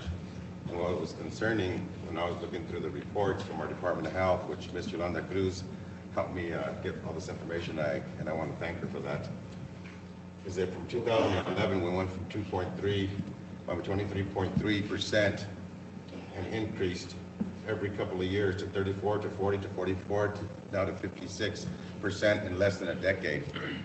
All the other numbers of children from 0 to 18 are pretty much the same as the national average, with the exception of children under 5. And it's very alarming, and I don't know why that increase has more than doubled. So all the research shows that if you were born into poverty, you most likely will stay in poverty. So I look at this as a crisis, and it's a crisis that only the policymakers can solve. Research has also showed that programs that focus on this two-generation approach, which addresses the cycle of poverty caused by disparities in access to employment, healthcare, education, and housing. I've sent information on the two-generation approach to the manager, so we just begin removing it. Well, the model involves a partnership with community, city, county, public schools, state, nonprofits, just to name a few. And other counties have been very successful in addressing this poverty issue. You know, Fort Worth, the mayor of Fort Worth is working with the public schools, who's working with the county, they have a coalition of all stakeholders at the player with workforce. So together we can certainly afford this. Matter of fact, we can't afford not to act. There's a 13% return on investment, and what I mean by that is you have increased graduation rates, adult employment, income, parent income, decreased need for special education, remediation, social services, and criminal costs. So the more money we put it on the front end of like pre-3, pre-4, pre-5K, and other issues with our young children, we're going to save money in the long run, at least a 13% return. So I would like to direct the manager to participate with myself in the NACO Presidential Initiative, serving the underserved counties, addressing poverty, and working with state association and affiliates in this initiative force on the critical role that counties play in breaking the multi-generation cycles of poverty, especially with our own children. I'd also like to direct the county manager to organize our own poverty summit here no later than February of 2018. Time is of the essence, and we must take immediate action to develop a long-term plan. I sent these bullet points to the manager to give him what direction that I would like to give him to address this poverty issue. And in record time, he had a pretty good agenda written up for mid-February, meeting at the World College with all the stakeholders. So he's already taken the initiative on this, and this is something that's very dear to Commissioner Martinez's heart. I notified her a little bit too late about the information on this summit, because I would surely like for her to have gone with me. This is right up her alley, and I really look forward to working with all the commissioners to solve this really disturbing number of 56% that has grown over the last less than 10 years. And talking about that, I want to say, I've worked for a Head Start program for 21 years already. And one of the things that we see a lot of now is our families are addicted to drugs. So I think we have to start there. I think our county, our people have to start, addressing those issues that are happening in our county. Absolutely, and that was part of the summit. You can't have a part of the summit without discussing drugs and addiction. And that is a piece that's very dear to you also, and also to me. But so we also discussed the opioid crisis and other addictions, alcohol addictions and others. But I'll get all this information to every single one of you, everything that I learned and downloaded from the summit, so that when we get ready for our summit in February, the rest of the stakeholders, that we can try to move forward as quickly as possible on this very disturbing number of 56.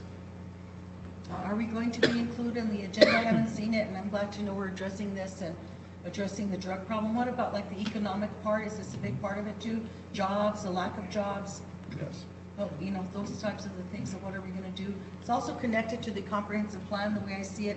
All these things are connected, so we can connect the dots as much as possible and put that together. I'm very interested to see how we can participate in PECOS and get our part of the county included too. Absolutely. Now those are people's. All those are pieces of the We're poor in PECOS too.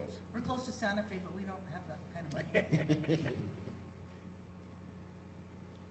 Any questions? Item number 5. Resolution number 12-12-2017-CM2, endorsing industrial hemp research and development in San Miguel County. Commissioner Varela. Thank you, and I'd like to thank Ms. Anaya again for the presentation, very informative and educational. And there again, talking about how we can maybe improve our economic situation in the county. This is what I've been thinking about. We have water rights, we have farmland that we need to use, and I'm hoping that this is something that we can look on in the near future for increasing our economic base in the county and in my district and the whole county. In the matter of a resolution, I'm presenting this resolution, in the matter of a resolution endorsing industrial hemp research and development, including agricultural, agronomic, ecological, processing, sales, and marketing research leading to the establishment of an industrial hemp industry in San Miguel County. Whereas industrial hemp was a staple crop of American agriculture during the colonial era and early republic, and whereas during World War II, industrial hemp was of such necessity to the war effort that the United States Department of Agriculture encouraged farmers to join the Hemp for Victory movement and grow industrial hemp for the war effort, and whereas the industrial hemp plant is an agricultural commodity estimated to be used in more than 25,000 products, spanning the 9 markets of agriculture, textiles, industrial applications, automotive, furniture, food, nutrition, beverages, paper, construction materials, and personal care, and whereas data from market research conducted by the Hemp Business Journal and the advocacy organization Vote Hemp estimate that the total retail value of industrial hemp-based products sold in the U.S. in 2016 to be at least $688 million. And whereas there are currently 33 states with industrial hemp laws on their books allowing them to cultivate industrial hemp, and whereas New Mexico is poised to join the states in the union with an industrial hemp law, which would allow New Mexico farmers to cultivate industrial hemp under the provisions of the U.S. Agricultural Act of 2014, Section 7606, Legitimacy of Industrial Hemp Research, also known as the 2014 Farm Bill. And whereas as an agricultural commodity, the cultivation of industrial hemp by growers in San Miguel County will revitalize agricultural lands, protect agricultural water rights, and open up financial opportunities for farmers, processors, and value-added manufacturers alike. And whereas all of the above-mentioned economic benefits will directly result in a significant tax base for San Miguel County. It is now therefore resolved and determined by the Board of County Commissioners of San Miguel County, New Mexico, that San Miguel County endorses the research and development of cultivation and processing of the industrial hemp plant and value-added manufacturing of products derived from the industrial hemp plant as the basis for the establishment of an industrial hemp industry in San Miguel County. And be it therefore resolved that a copy of this resolution be sent to the New Mexico Congressional Delegation and any other interested party.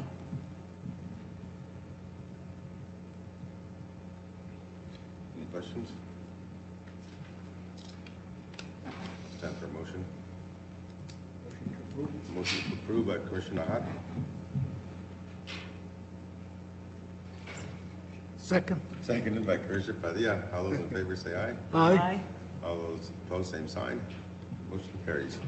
Thank you, Commissioner Varela. Thank you. Item number 6, ordinance number 06-13-217, establish a code of conduct and ethics update. Mr. Manager. Mr. Chairman, members of the commission, in June of 2017, the proposed ordinance was tabled for legal review, and the following will take place. Number 1, we will have our attorney, Mr. Dave Romero, review the proposal. Number 2, we will have Dina Holcomb. She is our union lawyer.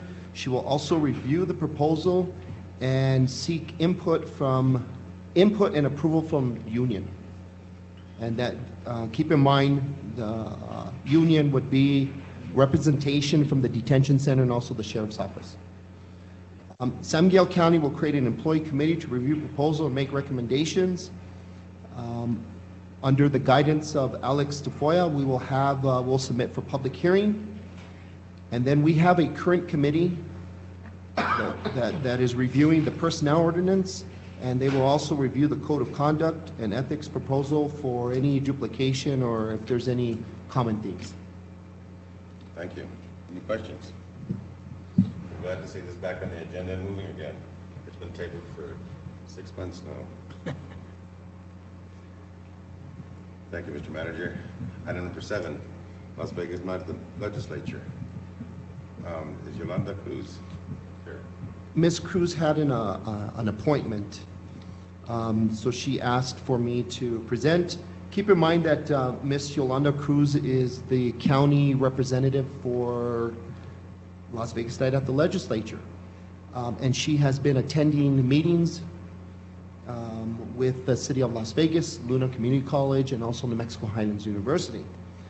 Renee Garcia, she is the Community Development Director for the City of Las Vegas, and she is requesting that each participating agency provide the city with $3,500 by December 18th for the 2018 Las Vegas Night at the Legislature. Again, the participating agencies include the City of Las Vegas, Luna Community College, New Mexico Highlands University, and San Miguel County. Each agency will be required to provide that $3,500. But at this time, I would like Mr. Romero to give us his legal opinion to make sure that, again, we are following procurement and we're not violating any laws or regulations for number 7. Regarding number 7, Las Vegas Night at the Legislature, it is legally appropriate for this body to provide the city with $3,500 towards Las Vegas Nights or Night of the Legislature. At this time, I'm requesting the commission to approve $3,500 contribution for Las Vegas Night at the Legislature. Yes, we do, Commissioner, correct. We have the money. So we're all asking the same thing. Chairman and Commissioners, I'm sure we could find somewhere in the budget where we could transfer monies to cover this cost. I just have one question. We decided not to ask vendors to sponsor, I guess was what we've done in the past, and that was a decision we decided not to do. Mr. Mayor? That is correct, Chairman. Okay. Motion made by Commissioner Nahat to approve. Second. Seconded by Commissioner Padilla. All those in favor say aye. Aye. All those opposed, same sign. Motion carries. Item number 8, Mr. Alex Tafoya.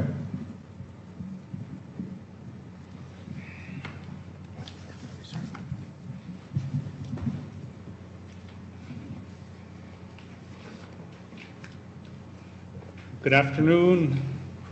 What the county staff has been working on is its yearly, in the past it was a legislative breakfast with our local legislators, and due to travel time required of some of our local legislators, we ran it by the county manager and thought we would do a legislative brunch, which would be essentially a county commission meeting on Wednesday, December 20th from 11 o'clock to 1 o'clock in the afternoon.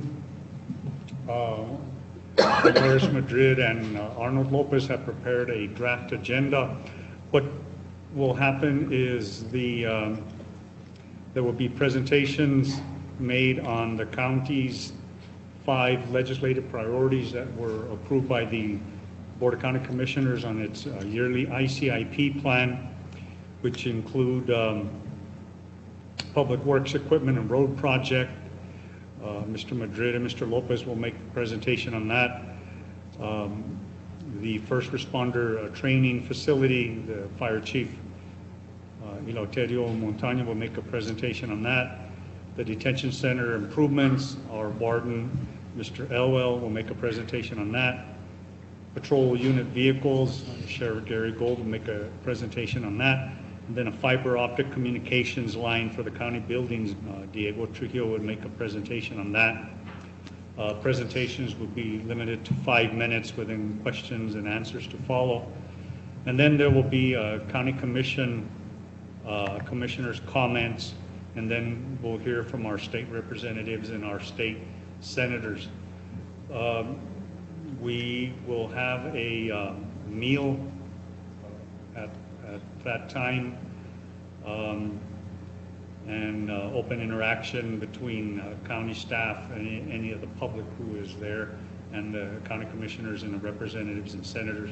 The function would be held at the Public Works Administration Building on State Road 250. County staff will prepare the meal. We thought it would be a little more personal than having it at a restaurant. The food's going to be a lot better, I would imagine, it'll be a good home-cooked meal for everyone.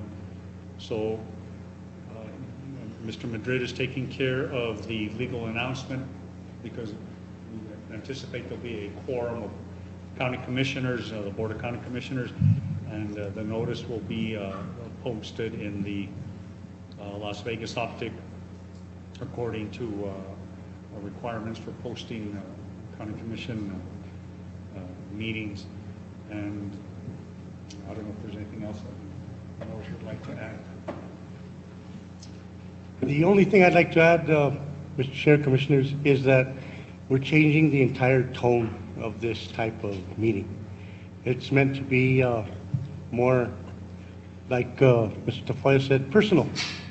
And you sit at the same table instead of in a venue where everyone is talking at instead of with. So that's going to be a big change. And I can, the one thing that I can guarantee you is that the way that the state legislators listen will be a lot more intently than if you're standing up making a presentation versus sitting across the table enjoying some enchiladas. You all know from personal experience it's a whole different thing. And we wanted to make sure we didn't spend any tax dollars, and we wanted to get their full attention. The content will be the same. The focus is going to be mainly on capital outlay, because really we don't have any other type of legislation that we are directly involved with. So really, that's the whole idea, is to make it more personal. There's no tax dollars being spent except from the salaries of your department heads, because they're the ones that are going to pay for the food and prepare a lot of it. So really, that's it. We hope that you'll be there. I think that we'll have as many legislators coming to Public Works where it'll be held than as if it had been held at the Plaza Hotel.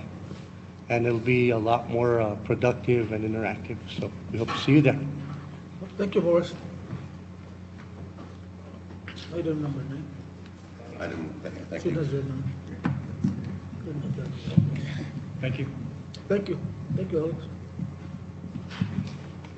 Thank you.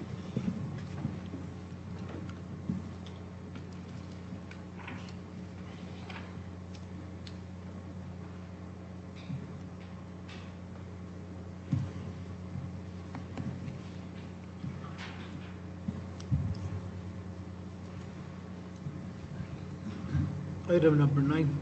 Oh, I'm sorry. My name is Alex Tafoya. I didn't know you already presented. Item number 9, appointment to Planning and Zoning Commission District 4 and 5. Alex Tafoya? Yes.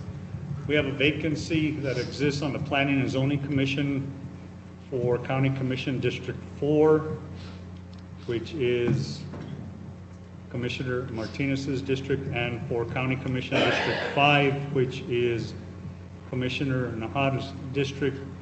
And in order to have a full Planning and Zoning Commission, it's necessary to appoint an individual to serve as a representative for District 4 and an individual for District 5. So what we're asking is that the Board of County Commissioners consider appointing an individual to serve on District 4 and District 5 for a term as set by the Board of County Commissioners. This is a Board of County Commission appointments. County staff does not have a recommendation as to who to appoint.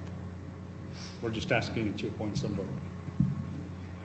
Council, and I'd raise a concern with council if this action was appropriate. We're concerned with pending or possible litigation, and council recommended. The issue that you're talking about, Mr. Chairman, or is an issue raised by the previous commissioner who questioned whether or not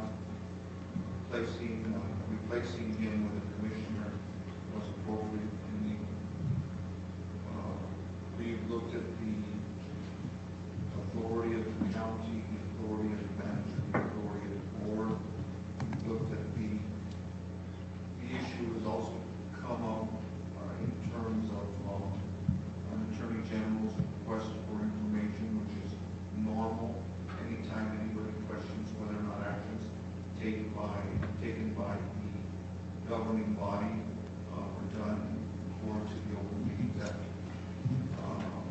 And we have looked at the authority granted inherently and specifically to you. We are concerned about the planning and zoning board having sufficient members to have quorums. We've had two meetings recently where there was an insufficient quorum. We looked at ways to address that, including changing the policies on planning and zoning membership. And so the idea and the conclusion that these positions have to be filled by this commission is an appropriate legal duty that you have and necessary for county business to continue. It is legally appropriate. Thank you, Council. So I guess, Okay, well, Mr. Tafoya, in saying that, I'd like to appoint Mr. Kenny Lujan for District 4.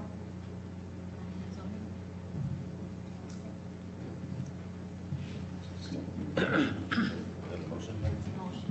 Motion to approve, Mr. Chairman? motion to approve by Second? Commissioner Padilla, seconded by Commissioner Varela. All those in favor say aye. Aye. All those opposed, same sign. Motion carries. Welcome aboard, Mr. Lujan. Motion not have to have a. Yes, and having, we had appointed a member for District 5, Chris Torres. And when we did this, I was kind of naive in the process, and not knowing who was on the P and Z, we had appointed Chris Torres, not realizing that his brother was also on the P and Z. So that would have been a potential conflict. Nevertheless, Mr. Torres, he's a candidate for deacon with the Immaculate Conception Parish, and that has kept him so busy that he can't fulfill this obligation anyway. So based on that, I'm asking for a motion to remove Mr. Torres and to appoint Mr. Harold Garcia in his position. Mr. Garcia is a former Public Works Director, very familiar with the process, and I think he'll be a good member for the P&Z. I make a motion. Motion to approve. Second. Commissioner Varela, seconded by Commissioner Padilla. All those in favor say aye. Aye. All those opposed, same sign. Motion carries. Welcome back aboard, Mr. Welcome Garcia. aboard. Thank you very much. Item number 10, award engineering services as needed. Alex Tafoya. The county received proposals in response to an RFP number 2017-PZ, engineering services as needed. 5 proposals were submitted or received by the county. The proposals were evaluated by a committee that worked independently of each other. Then after they completed their evaluation of the 5 proposals, the committee met, reviewed the proposals, reviewed their scores, and determined that interviews should be conducted with all 5 of the engineering companies. So the interviews were held on November 9th. Each engineering company was asked a set of 10 questions. Those 10 questions were sent to them in advance. They were also given an opportunity to introduce themselves, present PowerPoint presentation or any other information that they felt was necessary. The committee then reviewed and deliberated on the interviews and answers to the questions and determined that 2 engineering companies should be selected for award of an engineering contract. There was a little difference in the 2 committees, in the evaluation committee and the interview committee, in that we had 2 additional individuals who were part of the interview committee that were not part of the evaluation committee. So we had a broad group of county employees participating. We had 7 county employees that participated in the review of the proposals and 9 that participated in the interviews. We wanted to keep it as objective and fair as possible. The two companies that the committees are recommending and that we're asking that the county manager be authorized to, county manager and staff be authorized to enter into contract negotiations are Miller Engineering out of Albuquerque and Sauter Miller and Associates out of Santa Fe. If we get that authorization, we would then bring back the agreement after they're reviewed by the county manager and the county attorney, bring back the agreements for final approval by the Board of County Commissioners. Mr. Tapoya, is there any relation between Miller Engineering and Sauter Miller and Associates? Just curious. Pardon? Is there any relationship between Miller Engineering and Sauter Miller and Associates? No, they're two different Millers? separate companies, yes, yes. Yeah. I thought it was the same.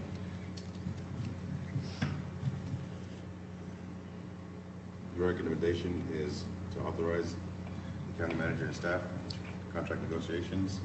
Stand for motion. If there's no questions. Motion to approve. Motion to approve by Commissioner Nahar, Second? seconded by Commissioner Varela. All those in favor say aye. Aye. Aye. All those opposed, same sign. Motion carries. Thank you, Mr. Tapoya. Thank you.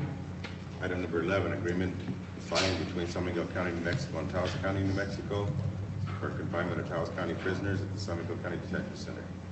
Matthew Evo, Warden. I had a long conversation today with the executive director of the State Association of Counties. It went on how much respect he had for you and how happy he was that you were here at San Miguel County. What a good choice we made. And he had no shortage of good things to say about you, Warden. Thank you. Appreciate that. Commissioner, Chairman, Commissioners, before you is an agreement by and between San Miguel County and New Mexico, San Miguel County, New Mexico, and Taos County, New Mexico for the confinement of Taos County prisoners at the San Miguel Detention Center. This agreement is presented in front of you for a cost per day to house a prisoner is $90 along with a $20 booking fee. Our the action is to review and approve. Questions? Motion to approve. Motion to approve by Commissioner Padilla, seconded by Commissioner Martinez. All those in favor say aye. Aye. All those opposed, same sign. Motion carries. Thank you, Warden. Item number 12, first extension agreement for juvenile detention, San Miguel County, New Mexico, and Taos County, New Mexico. Again, Warden Ewell. Yeah. Chairman, Commissioners, before you is an agreement for juvenile detention. Taos County actually holds all juveniles under pre-adjudication for San Miguel County. So this contract is for them to house our juveniles in their facility at Taos County at a cost per day of $130 plus a $10 booking fee. Action requested is for review and approval. Any questions?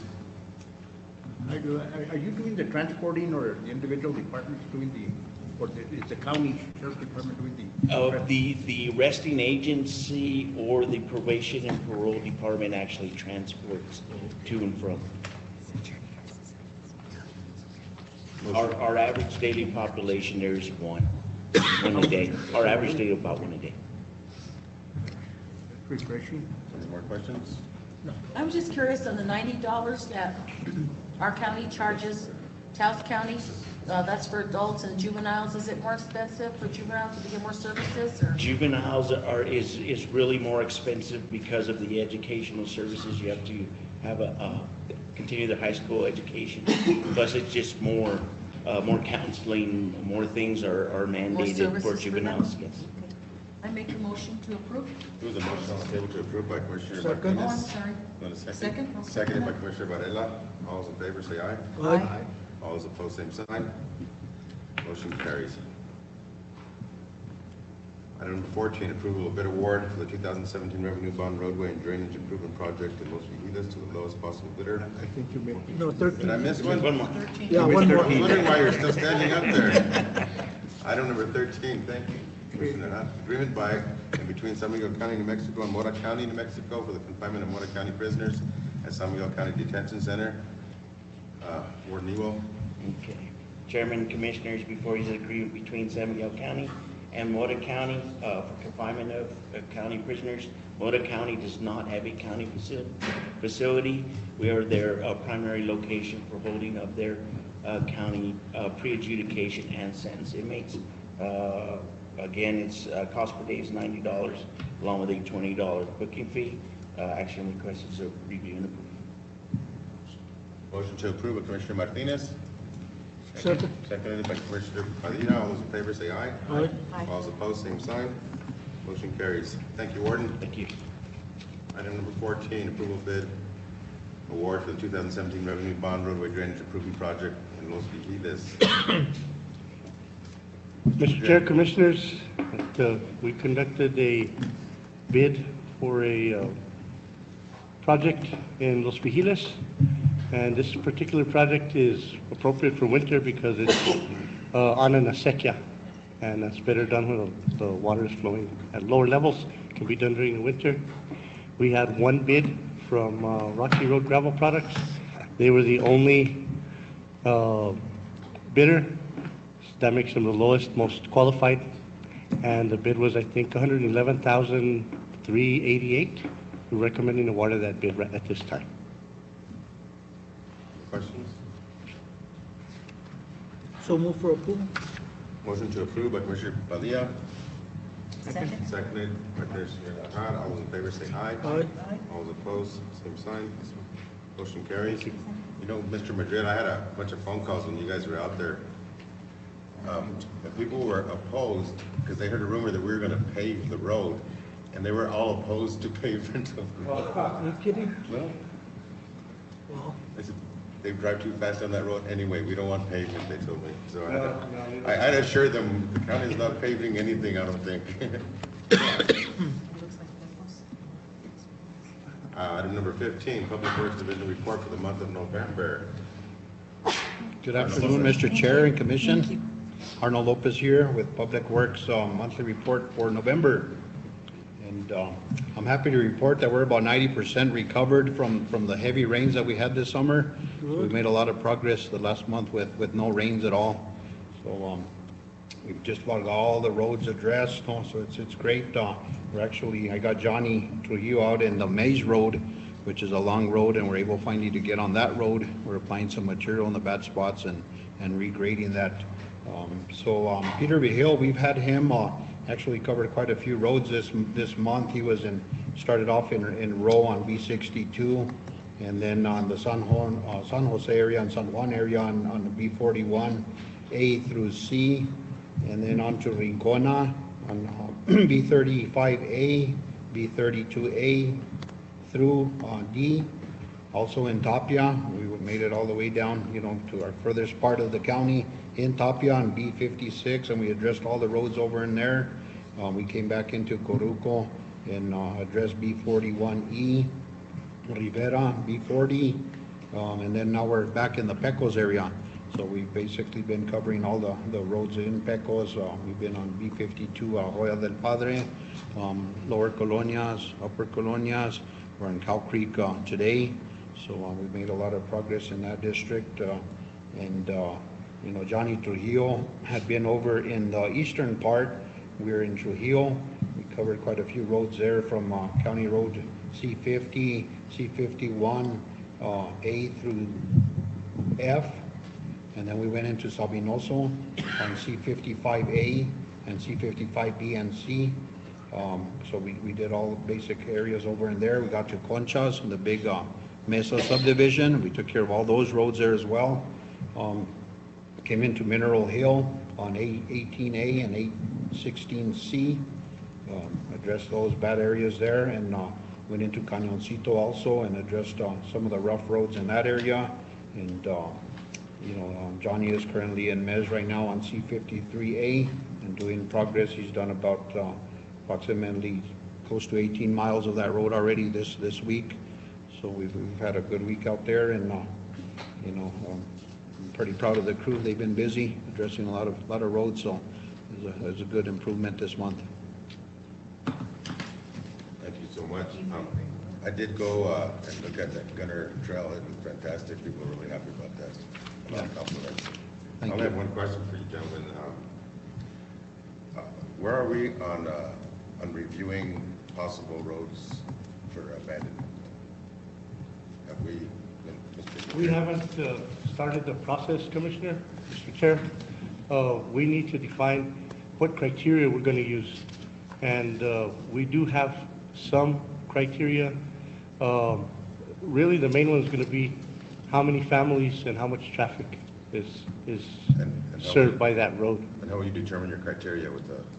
Well, there are standards for maintaining certain road conditions, and if the benefit is less than the cost, then those are the roads that we would look at first. The ones where the populations have gotten really sparse because there's been population shift within the county, those would be the primary ones to abandon. You know, and you know, I understand that the purpose to abandon some would be to be able to absorb others. Correct. And so that would be probably the second priority, is to determine which ones would be good ideas to adopt. And I'll give you an example because we've never gotten any complaints or recommendations from these people just by experience. Chem Drive is within the county, but it's not a county road. It's full. There's one block of it. It's in decent shape. There's, I think, 12 or 14 families on that road. Those are the types of roads that we should consider adopting. They're in good shape. They serve a lot of families, and our resources would be dedicated efficiently there. I do agree with you, Mr. Madrid. Do you have a window on when we can begin the process? No, but I'll get you one within the next 10 days and give you a description of the process that we'll use. Thank you. I'll provide that to all the Mr. commission, Chairman. to the manager and the commission. Actually, for adoption, I think most of the time, people are requesting Correct. that we There's a process. include them as a county road, Right. and then we do the process. But usually, we hardly ever go out and look for them. The people are the ones that come to us, because if we would go out to look for them, I mean, there's a lot of roads that we would adopt, or we could abandon, but to abandon a road, we need to get a request from someone, maybe two property owners, that they're the only ones using that road. We're maintaining it, and they don't want us anymore, so those kind of roads are the ones that maybe we want to abandon, but it gotta be from the two landowners, not one, but two maybe landowners, or one that doesn't go anywhere, except for to that property. But I think that's the only way we can keep up with it. And a lot of the purpose has shifted too. You know, we may have a stretch of road for 8 miles, and the only benefit is to a person that has a ranch, has to check on their cows. That's a valid reason, but it may not be a valid reason for us to maintain that road, because we're contributing to a business in a sense, not a family residence. I was just going to use a road as an example. We got a county road. It is on C-5048A, actually in La Lendre, and it starts off in La Lendre, and it comes out clear way over close to Trementina, actually. You know, it's a county road that's about 30 miles long, and it's primarily just through a private ranch, the Conchas Ranch. You know, and they really do not want people accessing their property, basically. And I think that's a good example of a road that we shouldn't have an issue abandoning, but there again, we'll cross those those paths when we get there, no? And are they willing to do the process? I believe they would. I've talked to one of the caretakers, and they're for it. And basically, because then they could gate it and lock it, no? So And that would maybe benefit them and you know, kind of maybe you secure their area. could show them what the process is, and maybe they want to go through that process, because I'm sure that the county wouldn't mind that, especially in a road like that. Right. Yeah, and they don't ever request us to maintenance it or anything like that. We do, you know, periodically do some, you know, kettle guard cleaning and stuff like that, minor. But for the fact that they really don't want it maintained by the county, you know, will be a good criteria, I think, no? Yes, thank you. Thank you. Those are going to be my questions, and following up on that is that we follow process, because and of course we have our lawyer here to guide that, that we don't want to come back later and say we abandoned that road without notifying them and that we violated that. And I have a question. Have you had any requests for people considering getting on the county road? Because, you know, I've got calls, I said, when then at the meeting we had here where we explained there's a process, you get the letter of petition. Have you been getting any of those requests to get the roads done? Well, we do get requests, you know, some people do want us to adopt them, but of course, we got to follow that process, and usually we refer them to that process, and a lot of times when they find out the process, they kind of tend to lose interest, yeah, for some reason. That's what I have. They don't realize, you know, that the process is kind of lengthy and what it involves, you know, till they see the process, and it kind of discourages them. Yeah, that's been my experience is, you know, but I had a couple requests and they just want me to wave my little commissioner wand and it's done, you know, and they don't want to follow the process. So I was just curious, yeah. Yeah, I think they assume that it's a lot easier than what it is. So we don't have any in-process requests right now in process? We don't have any requests officially at all. So what Commissioner Padilla was asking about then, considering that then you would go out to look at some of these roads that, like you had said, that maybe fit in the criteria, access to the county and whatever the rest of the criteria is, you would actually actively go look for those? Yes. The ones to abandon? No, to adopt, well, I guess both, but maybe both actually, to abandon and to adopt. I was more curious about adopting them. To adopt them, we would accept the request from the public on those ones. So that's what I'm saying, if there aren't any requests from the public, are you gonna go look for the roads that you think might meet that criteria and should be? No. We don't need any more work. Okay, that's what I was just wondering. So if they don't come forward to you, then we're okay. Just, you're gonna take some off, but we're not gonna add more. Yeah, the first step is to see what we can let go of first. Okay, that was my question. And there is absolutely a process for that, and I believe under the process that the county can actually initiate that as long as the public gets their hearings, their right to oppose, their right to protest, as long as all that is followed, I think that we as county staff can initiate some of that process. Great, thank you so much thank you for all the hard work that you're doing out there too. I really appreciate it. I've also had some good feedback about the work you're doing and your operators, so I appreciate that. You're welcome. And your response. Thank you. So for the record, I just wanted to identify possible roads for abandonment, you know? Yeah. So that we can absorb some of these other ones. If we get these people to complain on public roads, and like you said, that a lot of families live on there. Incorporate other roads that might need it more than. Correct. I agree with that. Okay. Totally. Mr. Manager, can you follow up on that? Yes, I just want to add, Mr. Madrid, I think we need to contact the New Mexico Association of Counties. As Commissioner Padilla indicated in the past, citizens would approach the commission to abandon roads. So this is the first time that the county has taken initiative to identify what roads we need to abandon. So I think it's important that we contact the association to make sure we follow process and procedures, again, best practices, what are other counties doing in respect to abandonment and so forth. Absolutely. Thank you, Mr. Manager. Any more questions for these fine gentlemen and the hard work they do? Merry Christmas and thank you again very much. I guess there is one follow-up question. Where are we at with the projects? Okay, The major in your projects. district, actually, Rocky Road, the contractor is actually kind of shut down, kind of due to the holidays. They're wrapping up some of the other stuff that they had going on. But Cañoncito, so we have a punch list items there in that area that they need to address and take care of, you know, final grading and compaction and, you know, all the items that we found that weren't sufficient within the project. And then we also did a change order on that particular road to place a additional culvert.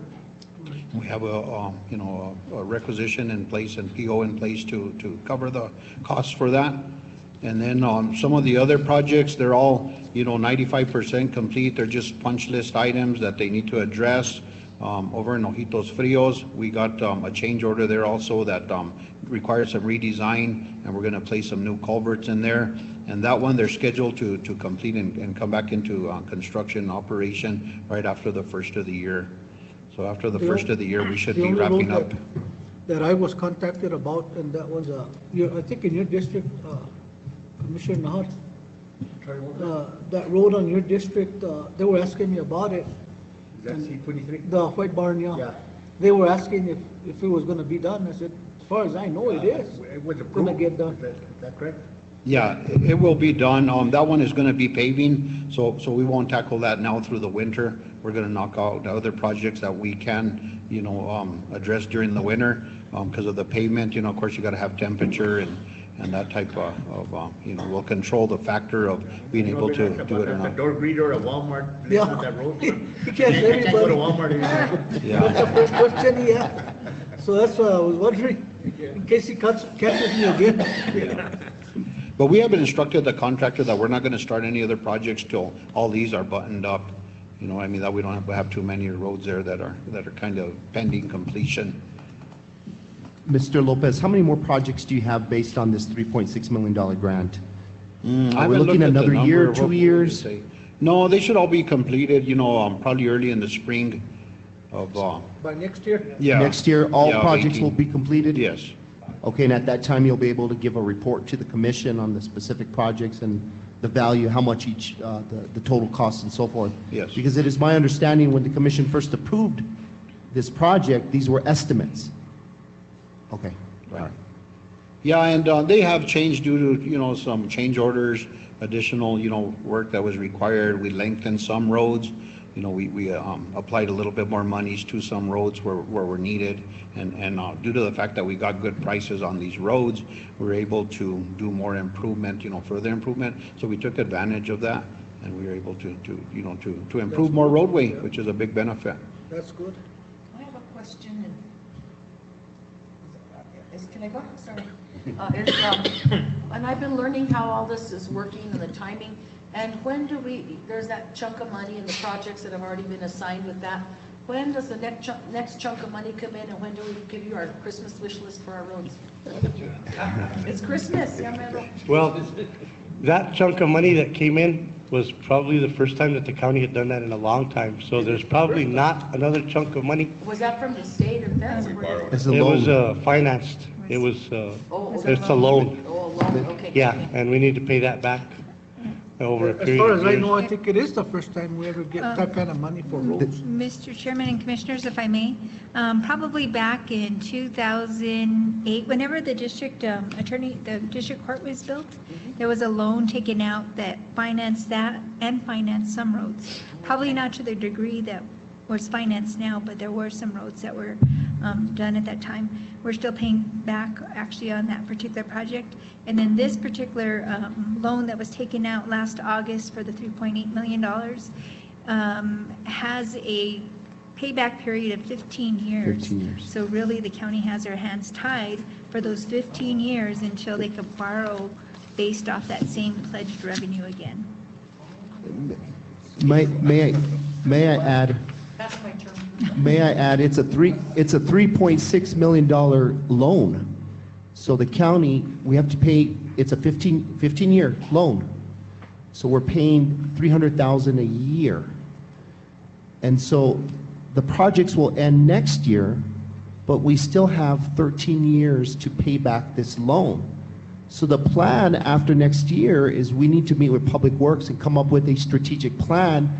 And how can we sustain ourselves? How can we continue to work on projects? I know Arnold will be meeting with each commissioner. We plan to put a bill together in the legislature to help us address specific roads. So it's a good question. Once the projects are complete, we still have to pay off that loan. So we need to sit down and come up with a strategic plan on how will the county continue to maintain the specific roads. Again, we're looking at how many miles of county roads? 500 600, 500? 500 and like 520. 520. So really, Administrative capital outlay is one of the sources I hear you talking. That's what we're looking at. and there's going to be, we have to expand the way we look at things, like we did in using our own material. That hadn't been done before. Things like that, our main request is for additional equipment, so that a lot of things that we have the contractors doing, we can do ourselves. We have the materials, we have the equipment, we have the manpower, then we can depend less on capital outlay and more on our own resources. It is also going to be up to you all as elected officials to make sure that we get our share of capital outlay, and that's the purpose of the brunch that we're having. In addition to that, if there's gas tax legislation on the table that will benefit the counties, then we're going to ask you to help us push for that. So it's a whole broad thing that we need to look at in a bigger way, and instead of just coming and with sad eyes to Melinda asking, well, how much can we have this year? We should be able to help her generate more and help you all generate more. And it's up to us to be more efficient with it. Well, Mr. Chairman, the good thing about those projects would be that you eliminate a lot of the maintenance on some of those roads, because right now we were just doing patch-ups on a lot of those roads, and it was going back and forth. So there is a savings in the long term, well, short term, I should say 5-7 years maybe, whatever the project longevity is. But during that savings, that gives the county more time to work on the other roads that have been neglected, because they don't have to go back to do the maintenance on all the repairs that have been done now with this project. So there's a payback in that sense, because you don't have to go maintain those roads that much as you would before. So that gives you more equipment and more material to work on other roads that have been neglected, and they'll try to catch up on those. So I think it'll balance out in the long run. Right, and you're correct. And, one of the biggest assets for Public Works Department is our crusher operation. I believe we're the only county in the state of New Mexico that owns and operates a crusher. And that is a big benefit to us, because we have materials available at every day, daily. We're hauling material out with additional equipment, trucks per se. We could, haul more material and get it out there quicker. But that is a big asset, and we do got to concentrate on, continuing that operation. If the plant goes down, we do need to fix it, keep it running, and that's where monies are going to be needed to be able to operate. I always just use one example of how long those roads can last if they're maintained and with our material. And the Pork Chop Road is one of them that I see that's held up quite a few years. When we first started, I think that's like 10, 12 years ago, maybe? Yes, it's been there probably, I'd say, a good 10 years, 12 years probably. But again, we've been reapplying materials.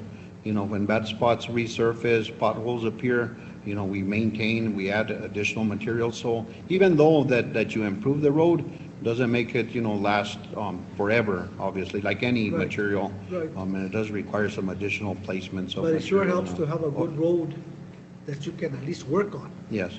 What makes it so beneficial is that the water doesn't penetrate it. Okay, so it's a surface that's not penetrated easily by moistures. Provided it's not a slow rain that lasts for days and it finally does penetrate. And that's what makes these improvements, make that road last and hold up, no? Because although we have all those projects going on, that doesn't mean that the county work department isn't still working on other roads. Exactly. Not just the same ones that are the projects. Yeah. But we're also you guys are doing other projects on your own. Right. And just like any surface, you don't improve it and just turn your back and walk away from it. It still requires its attention. And we are doing that. All the base course roads that we had, I just had the crew go through all the roads, basically in your district, La Tewa. That was an improvement, about 4 years ago.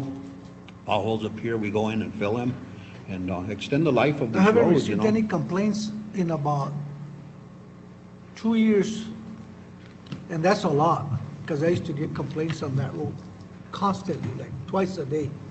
So it does help to get those things up to par, and then once you do one, go to the other one and do that one. So it's been working out good. Thank you.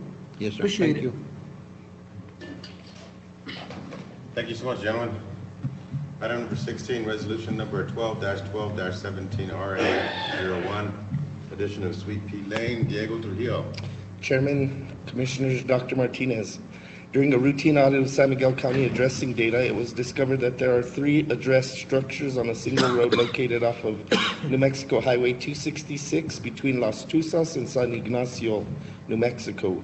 Per San Miguel County ordinance, Propose the San Miguel County Board of Commissioners review and take appropriate action on road naming for any private road that provides access to 3 or more buildings and requires a name in order to promote the health, safety, and welfare of the public.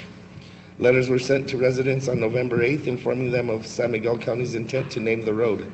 The residents returned a road naming petition and all the current residents agreed to the name of Sweet Pea Lane. This name has been deemed to be acceptable by SMC rural addressing staff per San Miguel County ordinance, and because this road name was required and not requested by the resident, the $100 fee will be waived. At this time, we're requesting approval. Motion to approve by Commissioner Martinez, Second? seconded by Commissioner Varela. All those in favor say aye. Aye. All those opposed, same sign. Motion carries. Thank you, Merry Christmas, Commissioners. Item number 17, San Miguel County Manager recommendation for approval of the governing holidays for the calendar year 2018. Mr. Manager. Mr. Chairman, members of the commission, if you look at your laptop, you will see a draft document. This is resolution number SMCRES 12-12-2017 governing holidays for the calendar year 2018 is being submitted to the board for approval. If you look at the dates, let me bring to your attention, for example, on Lincoln's birthday, we observed that day on Friday, November the 23rd, which would be the day after Thanksgiving. And there was another one here, let me see. Oh, President's Day would be Monday, December 24th. So we're looking at a total of 11 and a half holiday days per year. So we have January 1st, which is New Year's Day. We have Martin Luther King's birthday. The concern from employees was Good Friday, which was a half a day. I know right now there's a committee looking at the personnel policy, and they would like to change Good Friday instead of a half a day and have it a full day. May 28th, Memorial Day. July 4th, Independence Day. September 3rd, Labor Day. Columbus Day. Veterans Day, and then Thanksgiving and Christmas. At this time, I stand for any questions. How do you work Mr. Chairman? How do you work the calendar? Like, for example, all the convenience center operators have to work on Sundays and Mondays, the holidays on Sunday, like Christmas. So how does that work? Where's Mr. Lopez? I know we've made, go ahead. He just stepped out, but if I may answer that question, I think when the holiday falls on a Monday, when they're already off, what we end up doing is just giving them an extra day of pay. So they end up getting the benefit of a pay as opposed to actually celebrating that holiday during that particular point in time. Oh, I see. So this year's holiday will be Sunday, right? So I believe Christmas will be celebrating Christmas this calendar year on Friday and Monday. So the convenience center operators would normally be off Monday already. So they'd report back to work on Tuesday, but because they were off on Monday, we'd give them an extra day of pay because they were entitled to the holiday. They don't actually have to work the day, but No. they get paid for it. Right, Because right. it was their day off. It was their day off. And So this year it's gonna be Friday, Saturday, Sunday, and Monday. Friday, right. Correct. So it's 4 days, even if you're working the weekend, you get off. So Except for law the, enforcement, I guess. right. I know that.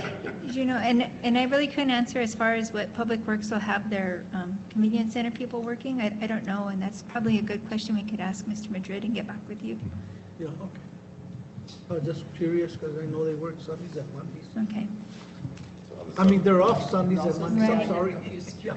Yeah, they're off Sundays and Mondays. Okay. Mr. Manager, on the subject, there was that text I sent you about some folks wanting the day after Christmas off instead of the Friday before off. So did you ever get any kind of survey from the department? Correct. The concern from other employees, since it was short notice and people have already made plans, that was the issue.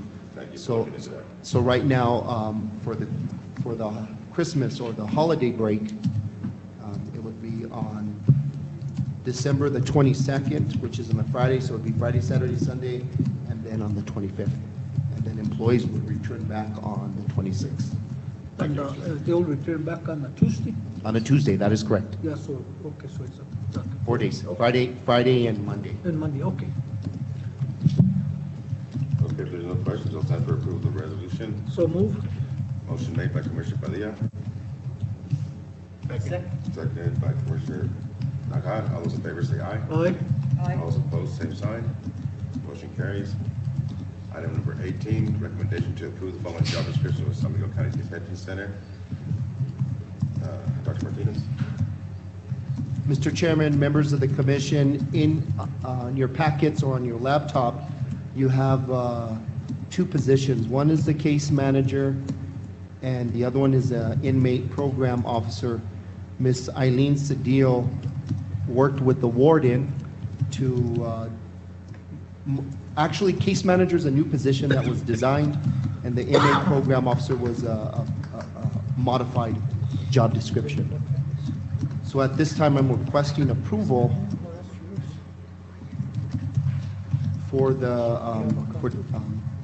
job descriptions. Any questions?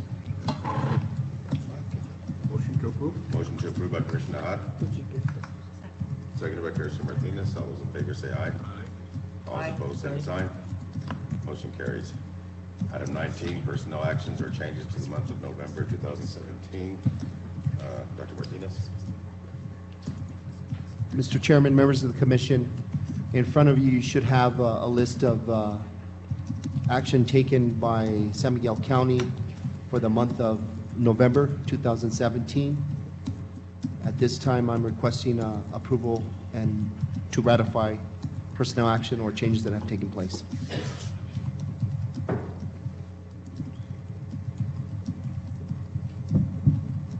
Motion to approve, Mr. Chairman. Motion to approve made by Commissioner Padilla, seconded by Commissioner Nahat. All those in favor say aye. Aye. All those opposed, same sign. Motion carries.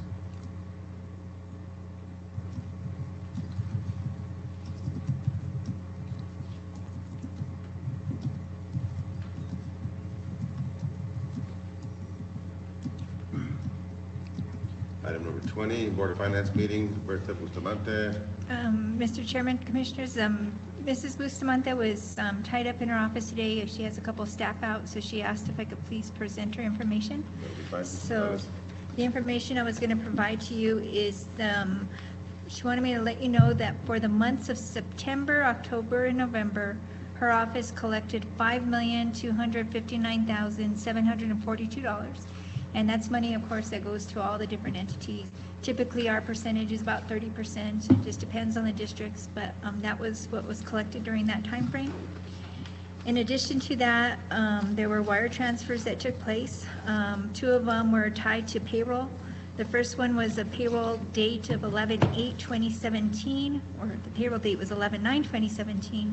The total amount of that wire transfer from our general fund and detention center to our payroll bank account was $235,963.38. There was also the second payroll, which took place 11/22/2017, and the amount of that transfer was $242,306.79. And then there was also a wire transfer of $2,803 made from our housing account to the account that's held by Bernalillo County for us for the November HAP distribution. This amount is typically about $47,000, but HUD varies your funding, and because this was towards the end of a fiscal year, we only ended up with $2,803 that particular month, but typically it's about $47,000. And that's it for the information she asked me to provide. Any questions before we go on? Okay. Item number 21, tax balance report. Ms. Gonzalez. Mr. Commissioner and Mr. Chairman and Commissioners, the information provided to you is our reconciled September 2017 cash report.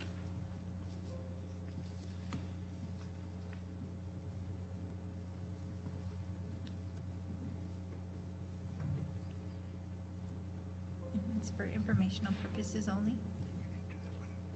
Any questions? 23, receipt report of the month of October 2017. Ms. Gonzalez. Mr. Chairman, and Commissioners, item 22 is the journal entry report for the month of October 2017. This is run from our system. It's for informational purposes only.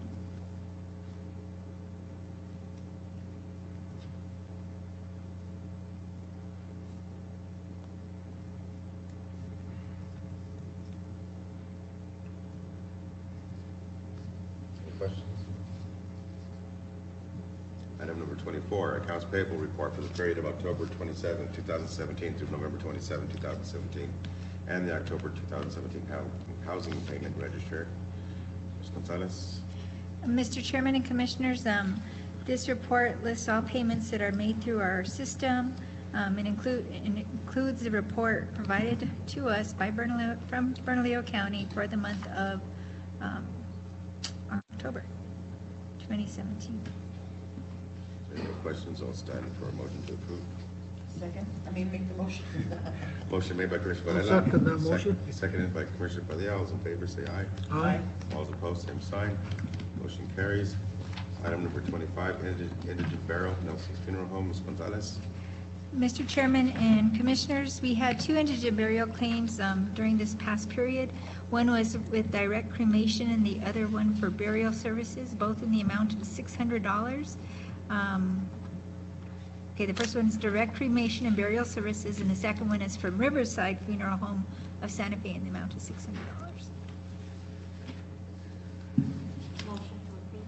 Second.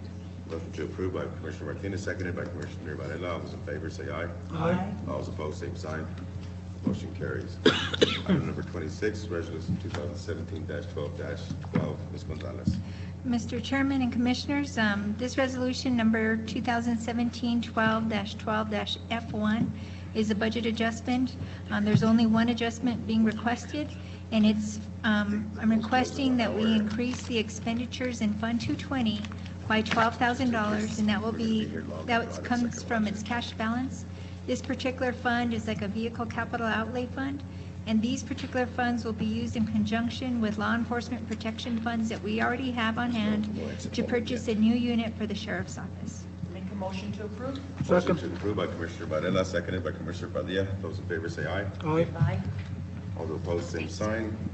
Motion carries. Mr. Manager, is there any reason to go into executive session? Mr. Chairman, members of the Commissioners, we do not have any reason to go into executive session. I'll stand for a motion to adjourn. So move. To Motion made by adjourn. Commissioner Padilla to adjourn. Seconded by Commissioner Martinez. All those in favor say aye. Aye. Aye. All those opposed, same sign.